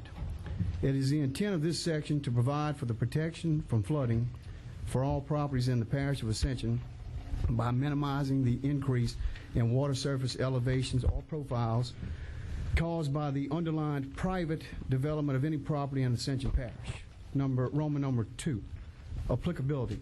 This ordinance shall be applicable to the development of property, which is defined as any man-made change to improved or unimproved real estate, including but not limited to buildings or other structures, mining, dredging, filling, grading, paving, excavation, or drilling operations or storage of equipment or materials. Roman numeral 3, compliance with federal and state regulations. In addition to the requirements of this ordinance, the owner/developer of any property in Ascension Parish shall be responsible for, and this is underlined, adhering to all state and federal laws regulating grading, drainage, and flood control, period. Permits shall be obtained from all appropriate federal and state agencies having regulations and laws relative to grading, drainage, and flood control, including but not limited to the following. A, U.S. Corps of Engineers and Coast Guard. Number 1, jurisdictional wetlands. Number 2, navigable streams. Letter B, FEMA, Federal Emergency Management Agency. Number 1, construction of structures within flood zones. Number 2, encroachment on floodways. Wake up, guys. I'm still reading. Letter C, Louisiana Department of Environmental Quality. Number 1, stormwater runoff. Letter D, Louisiana Department of Transportation Development. Number 1, project and driveway permits. Letter E, Pontchartrain Levee District. Number 1, construction on or adjacent to the Mississippi River levees. All references to the Department of Public Works shall be interpreted as the Department of Public Works or other approved Ascension Parish agency designee. Roman numeral 4, grade requirements for structures and roadways. All proposed structures and roadways shall be constructed to the following criteria. A, all elevation information submitted to the parish shall be referenced to the official list of benchmarks as published by the Department of Public Works. Where possible, this datum should be consistent with the benchmark datum referenced in the flood insurance rate maps. Letter B, all references to flood zones and elevations shall be as determined by the Federal Emergency Management Agency flood insurance rate maps, FIRM, for Ascension Parish, latest revision.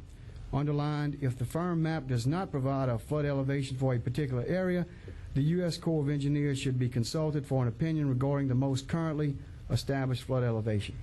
Letter C, record inundation shall be considered as the highest water surface elevation recorded at or adjacent to the proposed development, underlined as defined by the Department of Public Works on a project-by-project basis. The reason I'm saying underline, folks, I'm going to tell y'all, Ricky does not know where this came from, so we don't know the purpose of the underline. So somebody's going to have to come here after I finish reading this and explain why parts are underlined and why parts are not. That said, letter D. The lowest gutter elevation of all proposed roadways shall not be lower than each of the following criteria.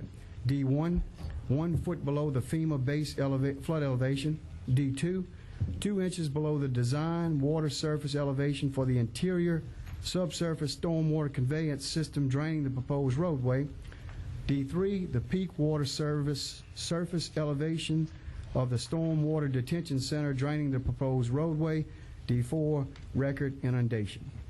E, this is 4E, all structures shall be constructed a minimum of 1 foot above each of the following criteria. E1, FEMA base flood elevation or nearest adjacent FEMA base flood elevation. E2, record inundation. E3, center line of existing roadway fronting the proposed structure.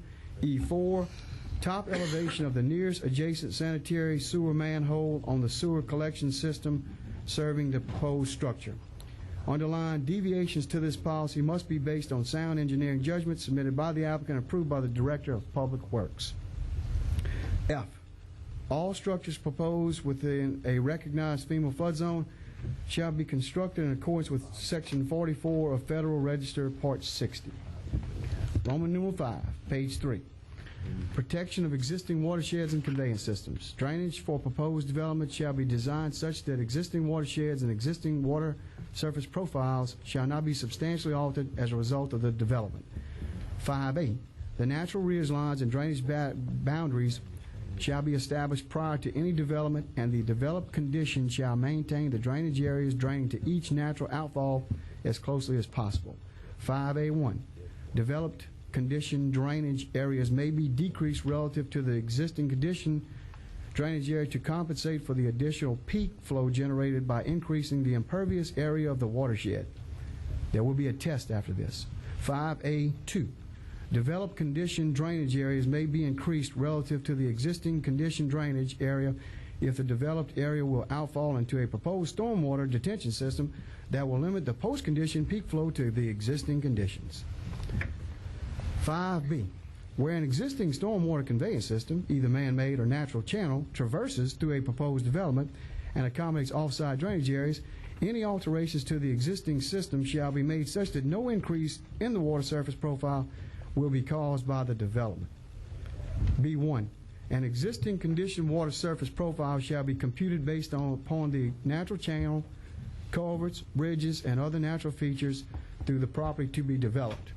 B2, developed condition water surface profile shall be computed based upon the proposed condition and shall account for all existing features to be removed, the new channel geometry, proposed culverts or storm drainage systems, and any field placed within the overbank flow in the existing channel sections. 5B3, the water surface profile elevation at the upstream property line of the development shall not be greater than the existing condition water surface elevation at that point. Underlined sentence. The engineering review agency may allow for minimal increases in profile in cases where the development may be restricted from making improvements to lower the water surface profile. 5B4, for major streams as defined by the Department of Public Works, the engineering review agency may require this analysis to be based upon a higher storm frequency than the 10-year event, particularly when the difference between the 10-year and the 100-year water surface is greater than 18 inches. 5C, bottom page 3, no individual, partnership, or corporation shall deepen, widen, fill, reroute, or change the location of any existing ditch, stream, drain, or drainage canal used for public drainage of off-site upstream areas without first obtaining a permit from the Ascension Parish Department of Public Development, Planning and Development. Underlined sentence, this provision does not apply to routine maintenance of existing drainage systems. Page 4, Roman numeral 6. Placement of fill below the placement of fill below the base flood elevation.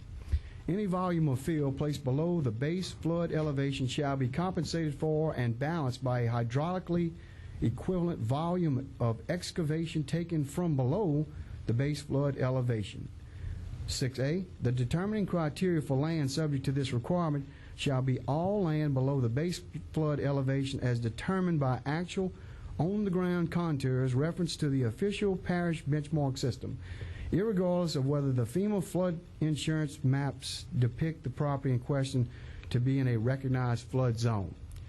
6B, where lakes are excavated, the volume of dirt removed below the normal water surface, pool elevation of the lake, cannot be credited as compensating storage.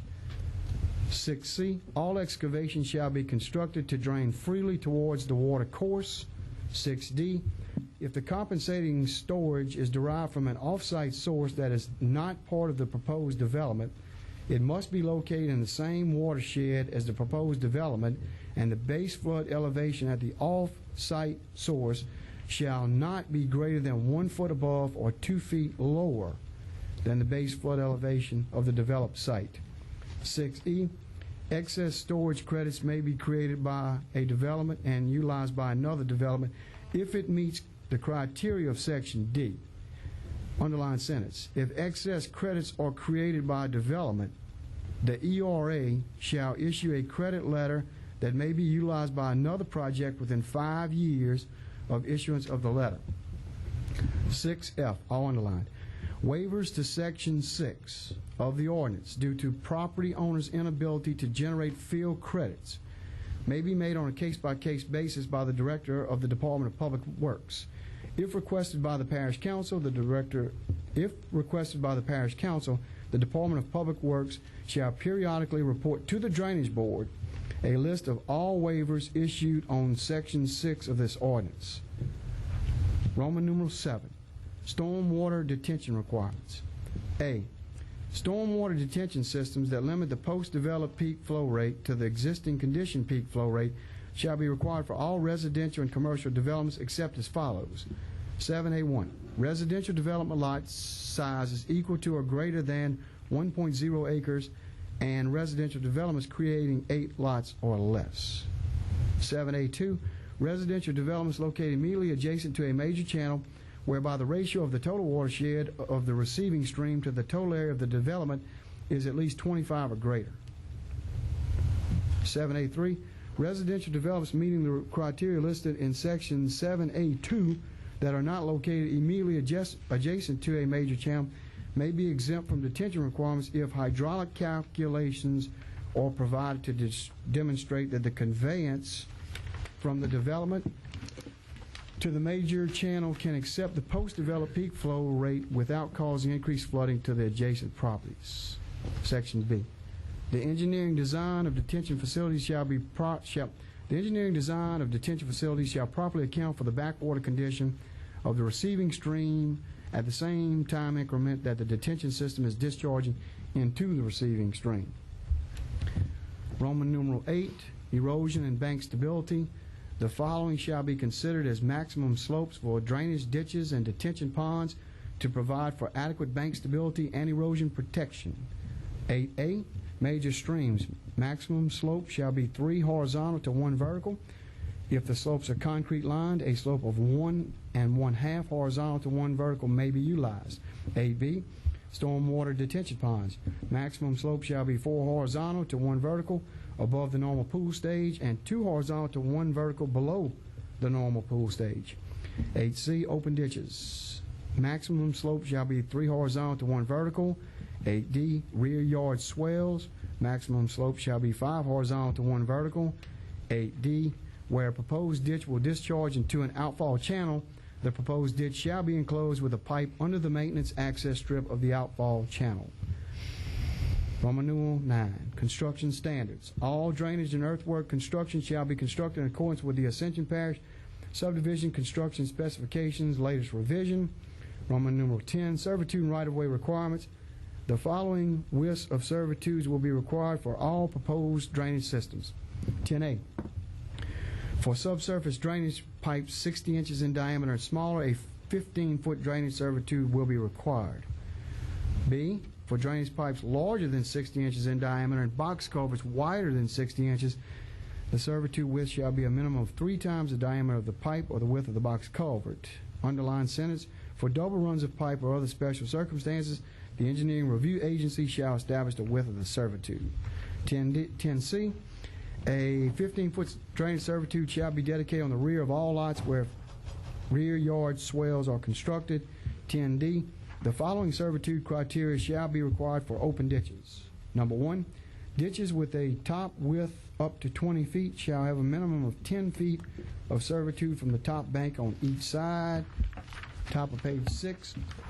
Ditches with a top width between 20 feet and 30 feet shall have a minimum of 15 feet of servitude from the top bank of each side. Number 3, ditches with a top width between 30 feet and 40 feet shall have a minimum width of 20 feet of servitude from the top bank on each side.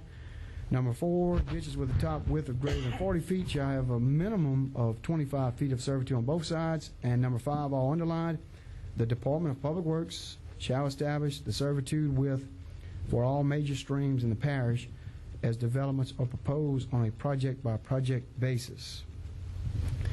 Roman numeral 11, stormwater conveyance systems.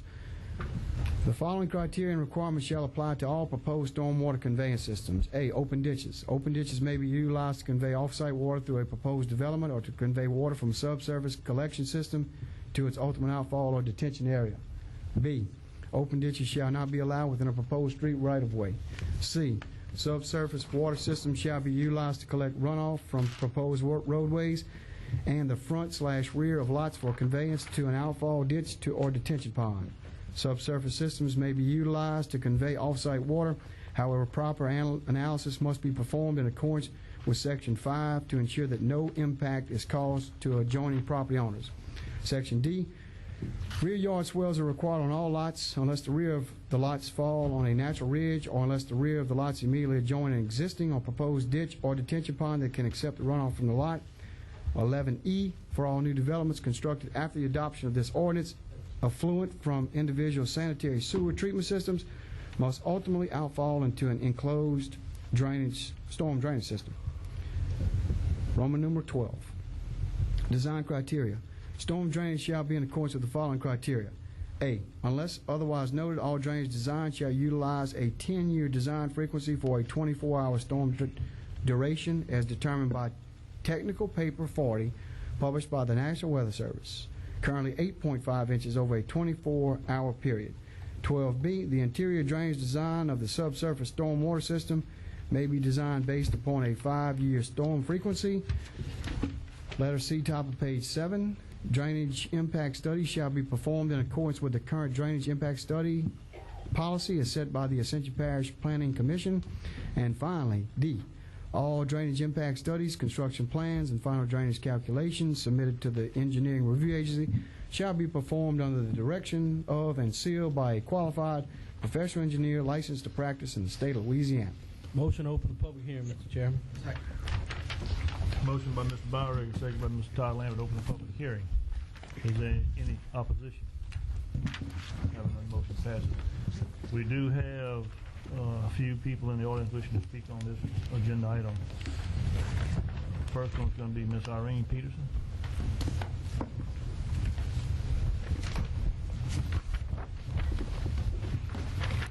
Thank you. Currently, we are experiencing record growth in Ascension Parish. While I am in favor of development and its economic effects, I do not believe that development has been managed properly. The development has far exceeded the infrastructure of this parish. Our roads cannot handle the volume of traffic, our schools are overcrowded, and areas that have not flooded previously have flooded in the last year. This proposed drainage ordinance is necessary to manage the rapid development of this area and to protect the residents of this parish from the threat of increased flooding. I am in favor of the drainage ordinance. However, I believe that it is not as strong as it should be. The proposed drainage ordinance, as it is written, requires all drainage design utilize a 10-year design frequency. I believe that a 25-year design frequency should be used. The Drainage Impact Study policy document followed by the Planning and Zoning Commission includes a section labeled Hydrologic Design. In this section, the following is stated. The drainage impact analysis shall include hydrological calculations determining existing condition peak, 10-year, 25-year, and 100-year flow rates at the development entry and exit points. The drainage impact analysis shall include hydrological calculations determining future condition peak, 10-year, 25-year, and 100-year flow rates at the development exit points.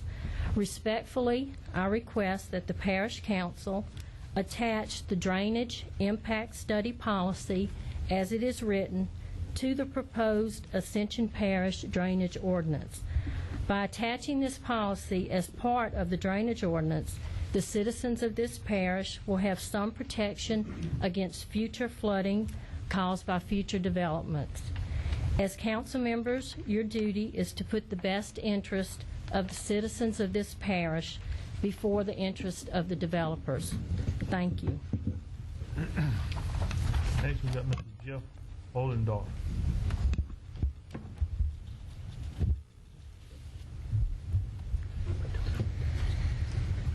Good evening, Council. After reading through this ordinance quite a few times, I sent quite a few emails all around to everybody, so I think everybody knows how I feel about a couple of issues, but I think there's a couple things I really have a problem with. And if y'all had looked at the Planning and Zoning meeting on 9/13 with the Wesley Place subdivision, you'll understand what I'm talking about. But I really think there should be something in the ordinance that reads something like the following. Existing major drainage channels and laterals upstream and downstream must be evaluated to determine pre-development drainage issues and impact on post-development drainage. Approval to proceed will be contingent upon the evaluation and recommendation by DPW. I also believe that downstream channels should be able to handle at least a 25-year rain event, which is currently not the case. The second thing is current drainage policy needs to be made part of the ordinance and included as an attachment. This will ensure legally by the ordinance that these policies must be followed. I believe this ordinance protects new development very well. I don't think it really protects existing people in the parish right now.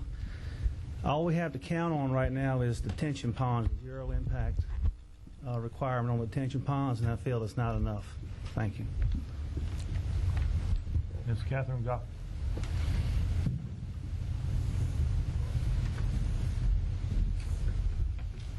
Thank you. I did speak at the introduction of this ordinance, gave you definitions, the current policy that's been mentioned already, and I do believe it should be attached as the other two speakers. This ordinance is impractical in places, and I believe it cannot be enforced. It will increase costs and does not provide the needed protection from flooding as it is written. Citizens of Ascension Parish should be aware that the proposed document, if unchanged, will affect each and every landowner and homeowner, including mobile homes or travel trailers affixed to a permanent foundation, and any man-made changes to improved or unimproved property. Do you have plans to landscape around your home, put in a driveway or small storage shed, clear, grade, excavate, or bring in fill to any part of your property? This ordinance will require the following: at least 5 permits, at least, maybe more, must be obtained. New restrictions on where fill dirt can be found and where it can be placed. Individuals will be held to the same standard as subdivision developers. All effluent or sewage must tie into an enclosed storm drainage system. This doesn't exist in Ascension Parish, so where I live, I can't develop because I don't have a closed drainage system. It's not my responsibility. It should be the parish's responsibility to develop that, not individuals. The design only uses a 10-year storm frequency with 8.5 inches of rain over 24 hours, and I believe this is not enough. All drainage impact studies, construction plans, and final drainage calculations shall be performed under the direction of and sealed by a qualified professional engineer licensed to practice in the state of Louisiana. I mentioned this last time. I think this is a good ordinance, and it does bring security for the professional engineers. Council members, do not approve this ordinance without making substantial amendments. Public development should be held to the same standard. You'll note in the beginning in the introduction, this does not apply to anything any public building. It only applies to private. I think you should be held to the same standard as the private developers, including an individual. Include definitions and attach the drainage board policy. Engineers should be held liable for their work and made accountable by entering their studies into the public record. This is not currently done, so that the public can go in and review a study and see exactly what it said.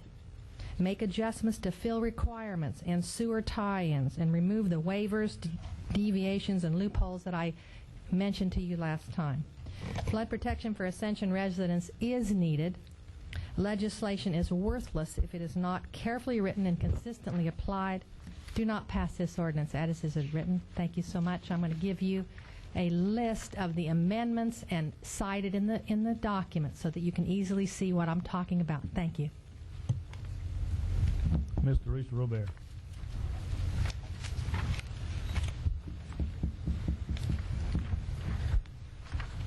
Good evening. First, I'd like to thank Mr. Diaz for reading this ordinance as he did.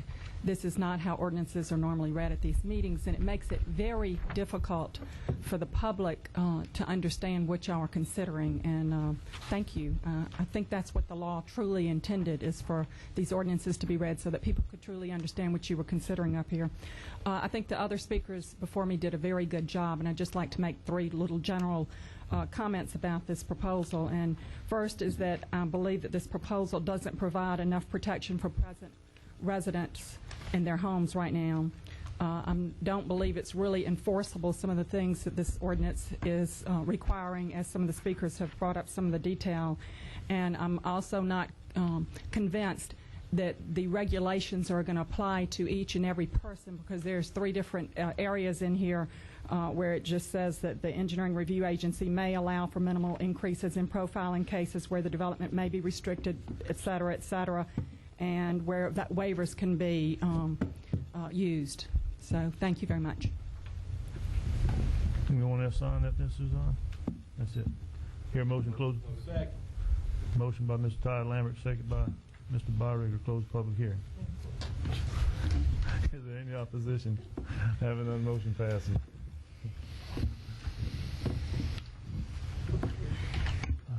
Number 30, the ordinance. I move the ordinance. Got a motion by Mr. Second. McConnell, second by Mr. Shakespeare. Is there any question? Mr. Valentine. We had a lot of things brought up to us tonight by what I feel are people that have followed drainage problems in this parish, at least since I've been on the council. I guess my question would be, do we need to consider, before we pass this ordinance, the addition or at least a discussion, or maybe Mr. Shakespeare can verify that any of these things were discussed, dealing with the ordinance on what some of the citizens are asking that could be placed on it. And I'll give you one example, and I guess public building. I have a site in the Dutchtown area that Lord knows that I love them. The Ascension Parish School Board is fixing to at least purchase, possibly put a school. And it is in a conservation zone. It's in a lot of the land is a flood zone. So I mean, I would expect that the school board would have to follow drainage rules just like anybody else, especially to be good neighbors. But they would have to have some criteria that they need to go by. Obviously, there are some ways that DPW could give them some credits as the ordinance speaks, but then again, I would think that some of those credits, or when something is given credit, that they may need to come back to the council or the drainage board for final approval. So I guess, Chairman, my question to you in dealing with and I know we spent a lot of time on this. I know strategic planning has had several meetings on this, and I know that they've had several comments. But would not it be in order that we at least take a breath here and consider some of these additions before we pass this ordinance? Mr. Chair. Let me ask a couple of generic questions. I read the whole thing. Do we know if this was passed by legal? No, I can. I contacted Mr. Babin today to ask him what this was about, and he indicated, and I asked him also whether he had drafted it, and he indicated not only did he not draft it, he had not even read it or reviewed it, and my office certainly has read or reviewed it. Now, I can't speak for Mr. Parrington, who comes from the planning and zone side. He may have, but as far as Mr. Babin and myself, no, we have not looked at it. I'm gonna caution or throw out some ideas for us to consider. One is a section in here as far as definition, like definition of private, definition of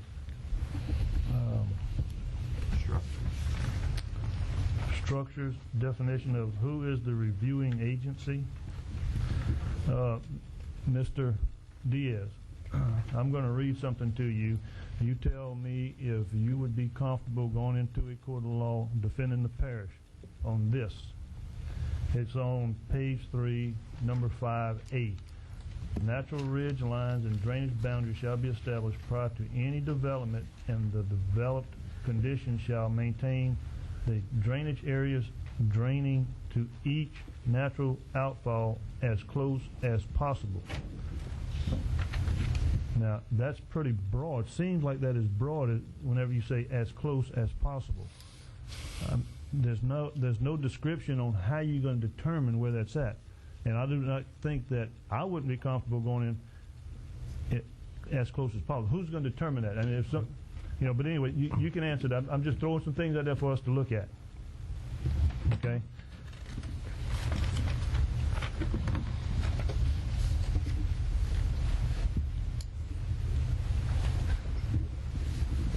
Those were the types of questions they asked us on the bar exam.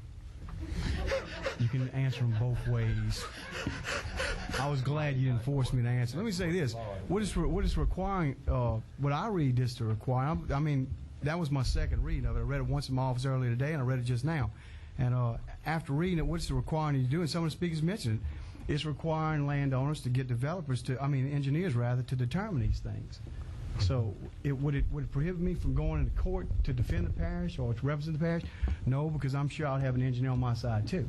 We all have engineers, but it may, if your question is would it result in increased litigation, it obviously could from both our standpoint and from private folks' standpoints. I attempted to get in touch with Ricky Babbitt and Dave several times, and I just never could make contact with him to see if he reviewed this and how he felt about some of the verbiage that I was questioning. Unfortunately, I couldn't get it, so that's why I'm having to do it here.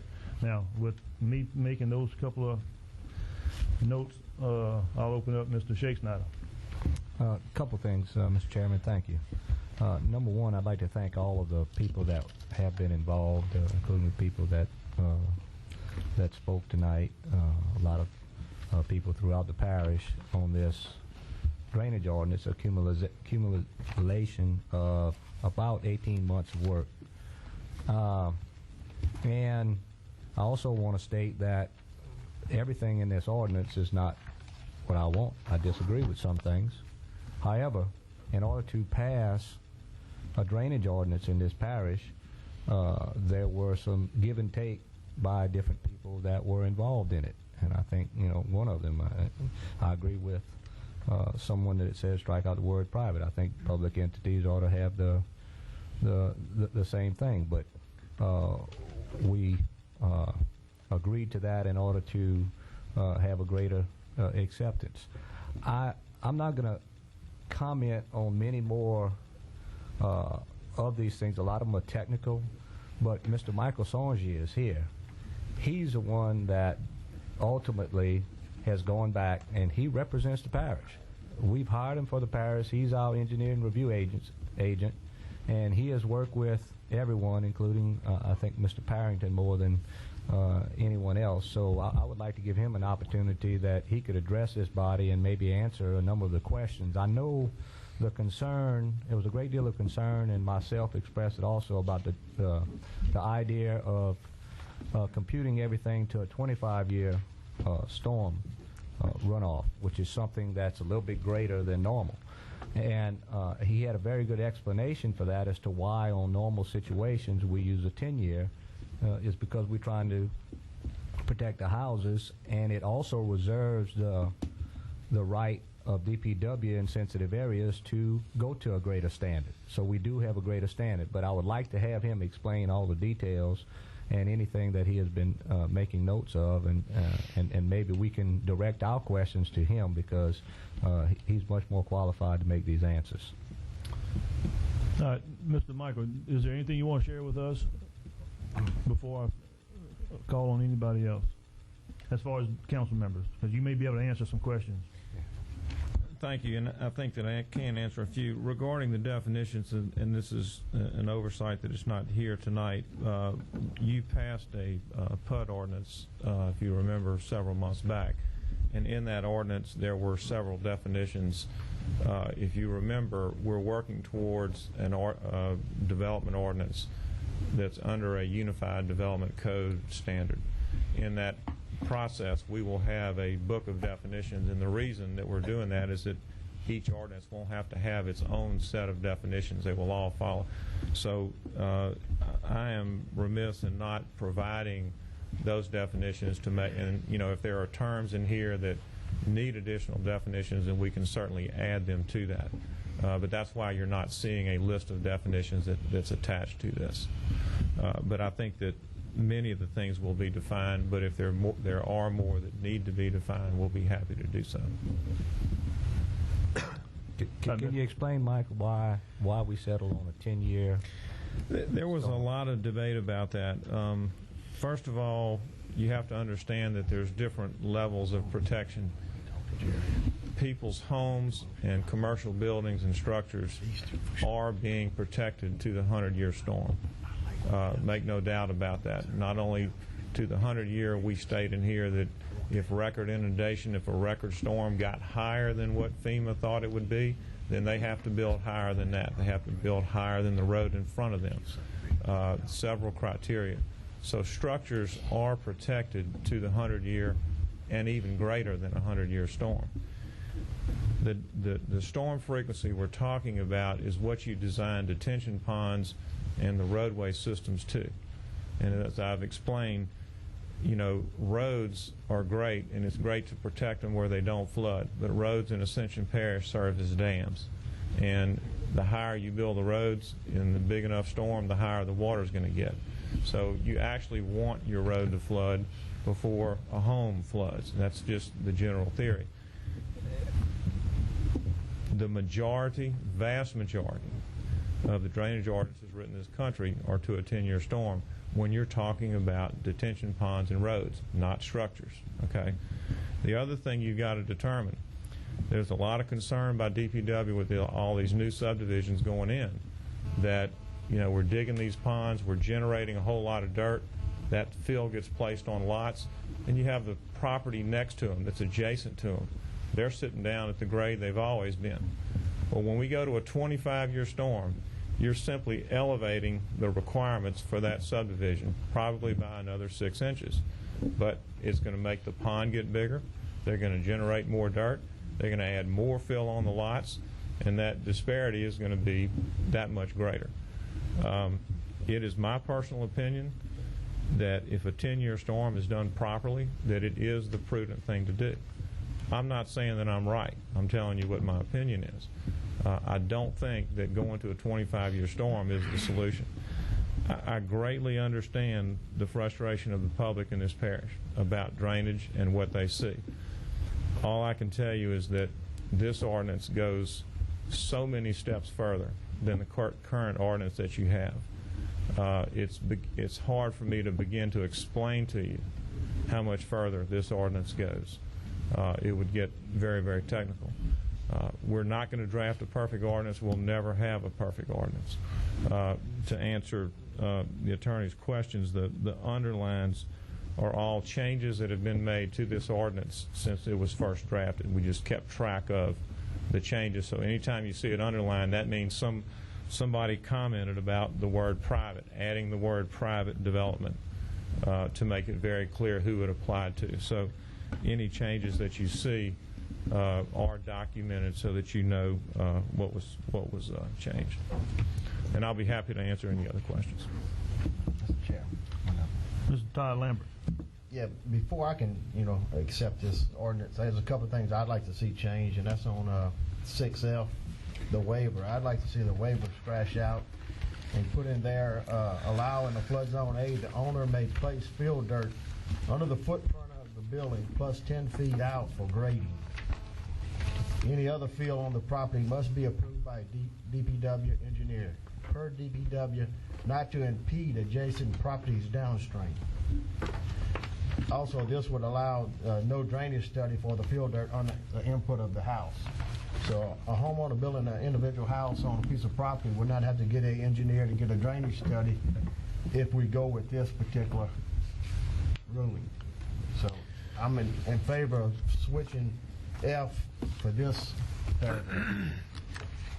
And there was one more on 4, an exception, 6F, yeah. On 4, I would like to add a 5 to it.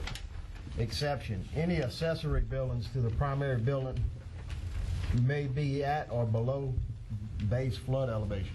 This is for someone wanting to build a shed or a barn or something on their property. They won't have to build it a foot above the, and at this point we can do that now.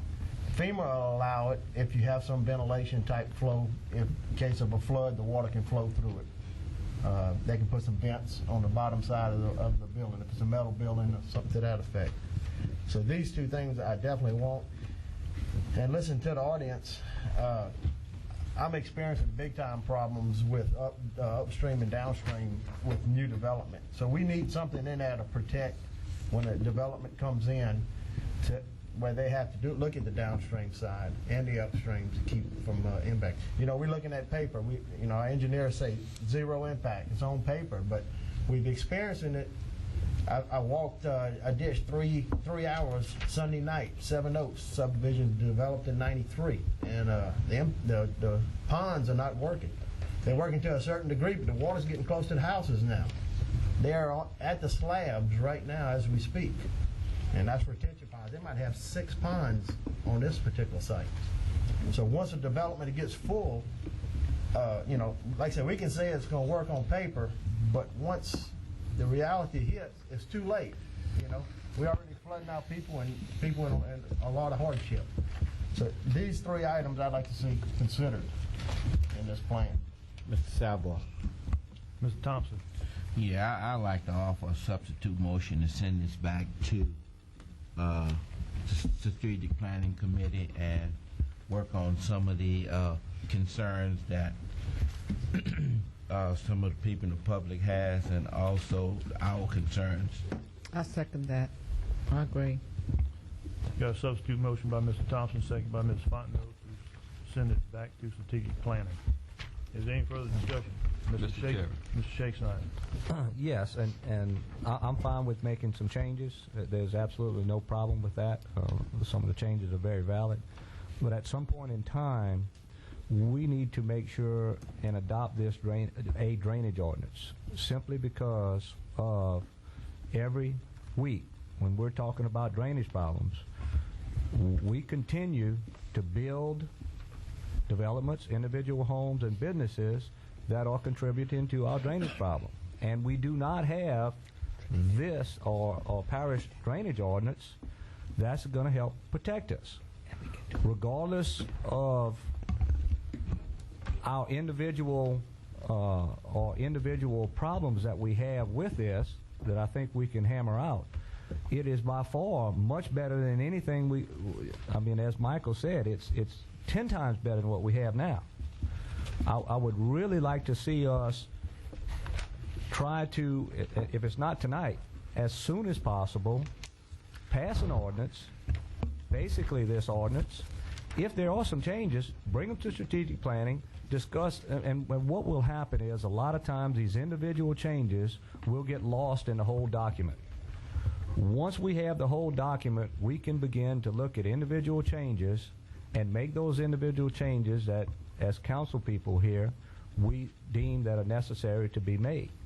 But we're going another period of time now where we're allowing development in this parish that are contributing to the drainage problem, and people are having tremendous amount of drainage issues. And so, and again, I will be willing to offer some myself that I just disagree with something, but this is much better than what we have, and I'd like to see us move on it, if not tonight, as soon as possible, according to the council's wishes. Ms. Fontenot. I would like to see us just extend this for the next 2 weeks. Can't you have a strategic planning meeting in the next meeting? Because we do have concerns. I think it's kind of hard to make all the amendments we want here. And I do have a problem with the word private in there, and public is not included. I also do definitely agree that we need to make the engineering studies part of the public documents so that people can, because like Todd said, we spent 3 hours out there the other night, and this wasn't the first time, because I've been down Seven Oaks a couple of times already. And you know, we need to make it easy for these residents to be able to go get these studies when they have a problem. You know, most of them are doing their own research, and they're concerned about their homes, and so I'd like to see that done. So I'm going to ask Councilman Thompson if he will change his motion to extend the public hearing and send it back to strategic planning. Mr. Thompson? Mr. Thompson's substitute motion is to extend the public hearing. Mr. President. And that was going to be my comment, Mr. Chairman, is to... We already closed the public hearing. Yeah. We closed the public hearing a while ago. We did. So, I mean, we can delay accepting the ordinance. I don't think there's a problem in doing that. But Mr. Diaz, can we take no action on this public hearing that we just held on this item until a further date? And Mr. Chairman, that's what I was going to recommend, that you reopen your public hearing. Now, and I think it would help us all. We're trying to amend the ordinances in this meeting. If everybody just take the ordinance and redline it, and you get it I don't know, a week ago or whenever, 5 or 6 days. Mark it up. I mean, this ordinance is coming forth. It's got my name on it, but it's coming forth from a lot of people. This thing's been all over the place for a long time. So I would ask that you extend your reopen your public hearing, extend it, but take an hour or so and really mark this thing up. So we don't mark it up here and then make comments on changes you want, amendments, so that we can then prepare that document, going back to Kit's comments, so that you have the, and you see all these underlines, so yeah, it gets very confusing because it's been changed so many times. We need a document that everybody can look at and make sure it includes your concerns and objections. So if you'll reopen your public hearing and get back to it as soon as you can, and I think that would solve the problem for us. Just reopen the public hearing and work it while we're doing that. So, Mr. McConnell. Thank you, Mr. Chairman. I wanted to concur with Mr. Sheikh Snyder's comments and also with what Mr. Sanji said. I don't know that we're ever going to get a perfect ordinance. I don't know that a perfect ordinance exists because you just have the give and take, and the needs of one area don't coincide with the needs of another. I was kind of hoping that we would go ahead and pass this ordinance tonight, as imperfect as it is, and then we can always consider the amendments at the next strategic planning committee. That's perfectly acceptable. And the reason that I say that, and I don't have a problem with a lot of the amendments that were proposed tonight. I don't have a problem with them at all. But I thought it was important to get this, and I'm not going to fight it, but I thought it was important to go ahead and let's get this on the books and let's get it happening now. Some of the comments that were made tonight were actually considered at the Strategic Planning Committee, and they were discussed, and for different reasons they were rejected. Now they were brought back up here again tonight, and so we can go ahead as a whole and consider them.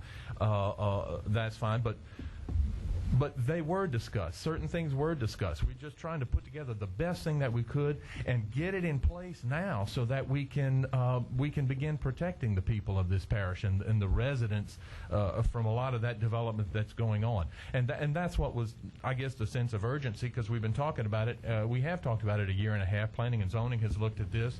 The concern about whether or not an attorney has passed on it, Mr. O'Neill Parrington is the attorney that advises strategic planning and zoning. So it's understandable that Mr. Babin nor Mr. Diaz has looked at it, because Mr. Parrington has looked at it. He also does work for the parish. So don't let that frighten you or put up a red flag. We have been working with legal counsel. We have been working with our engineering review agency, which right now is CSRS. So the amendments that Mr. Todd Lambert had, I think, are good amendments, and they have never been brought forth before. And I certainly do want to consider all of that. The issue of the definitions and so forth, I think those also are fine. It was just my hope that we would go ahead and get something on the books now, so that we would have a level of protection. And then we can always consider amendments. An ordinance is amendable. And that's why I made my motion to go ahead and move the ordinance right now. Let's get some protection in place and then make it better as we go along and perfect it even more. Thank you. Mr. Chair. No. Mr. McConnell, I disagree with you. I believe that we have too many things that we need to change right now. Things get hung up, just got hung up long enough. 2 weeks. We're asking that this be brought back in 2 weeks and within next week to address these issues. I don't think that's being unfair or being unreasonable to make sure that these people out there's concerns are addressed. And I can't support it in its present form. Mr. Sheikh Snyder. Mr. Chairman, I just would like to make sure that any additions or proposals that any council people have would be put in writing ahead of time, so that Mr. Solensky can take a look at them and adjust them and make comments. And please call him, because a lot of times we as lay people think the wording on one thing is going to have this consequences, and therefore when the explanation comes back about what happens engineering-wise for the parish, it may be a little different, or it may be covered in another part of the ordinance. So please put it in writing and call him, and I think then he can work back with you and come up with some other. And some of them can then have better wording on what we're going to do.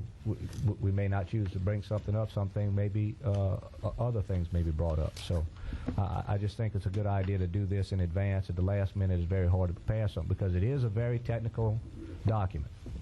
And so,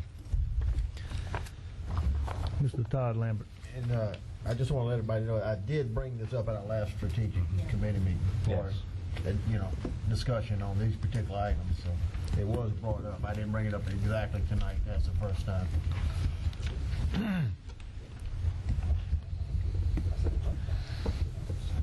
Mr. Diaz, my question still stands. Do we have to go back and reopen the public hearing to extend it, or is there a method that this council does not have to take action on this tonight and bring it back? Actually, it's one of the first times I open the charter to the page where the answer's at. Usually have to start at the front, work all the way back. If you look at C21, number 3, it says, at the time and place so advertised, or at any time or place to which such hearing may be adjourned from time to time, the ordinance shall be read in full, and after the reading, all interested parties shall be given an opportunity. What that says to me is that we've advertised it to be here tonight at this place, but now we can adjourn it to another time and place from time to time until it's finally read in full and voted on. So can we adjourn it for 2 weeks? The question is obviously by the charter, yes. All right, that will help us, give us time to send it back to strategic planning without having to re-advertise, and where we could possibly take it up in 2 weeks. You will have a strategic planning meeting prior to the next meeting. Yeah, please have all the councilmen that's interested in attend the meeting so you can get direct input. All right, so the substitute motion to send it back to strategic planning is in place. But we need to reopen the public hearing. No. We don't have to open He said from time to time you can go back. That's what he And said. we will I think you're supposed to keep it open. we will revisit this issue at the next meeting. Is that in accordance? Technically, the public hearing is still open, and it's just being adjourned to another meeting time, correct? That's what y'all... However you tell me, That's I've what got to needs to do it happen. legally. Okay, I'll make the motion since we've closed it. I'll make the motion on prevailing side to reopen the public hearing, and then we'll extend it. Mr. Chairman, you got a motion and then a substitute wait a minute. Hold motion up. on the table. Now we need to vote on it. I'm working on a substitute motion right now. Okay. The substitute motion is to send it back to strategic planning. You can do that. Okay. Mr. Diaz, we're going to send it back to strategic planning. We're going to bring it back in 2 weeks.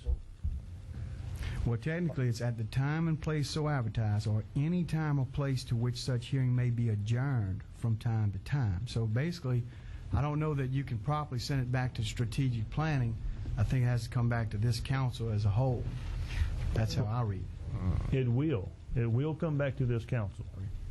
But in between now and the time that it gets back into this council, we're going to have a meeting. But you don't need to include that in the motion, I don't think, Mr. Sabo. Mr. Sabo. We just reopen the public hearing, you can do what you want to in the next 2 weeks. Go anywhere, anybody. Mr. Thompson. Would it be better to put it as a motion to go to the next council meeting? I'm going to let Mr. Diaz direct me in the right direction. Yeah. Point of order, Mr. Chairman. We got a motion and a substitute. We can't accept any more motions till we act on them. I mean, we making our... Mr. Thompson is the author of the substitute motion.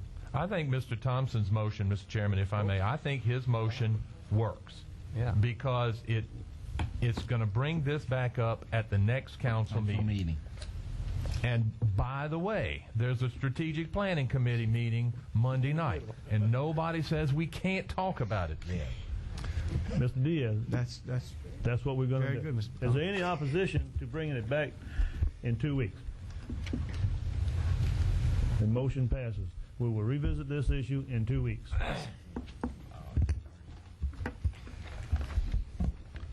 Number 31, public hearing to consider an ordinance amending the Ascension Parish Personnel Policy Manual in regards to nurses' pay scale. Motion open. Second. Let Mr. Diaz read it one time. This is only 12 pages. Just kidding, folks. This is short. And this is a good one. To amend the Personnel Manual of the Ascension Parish Government.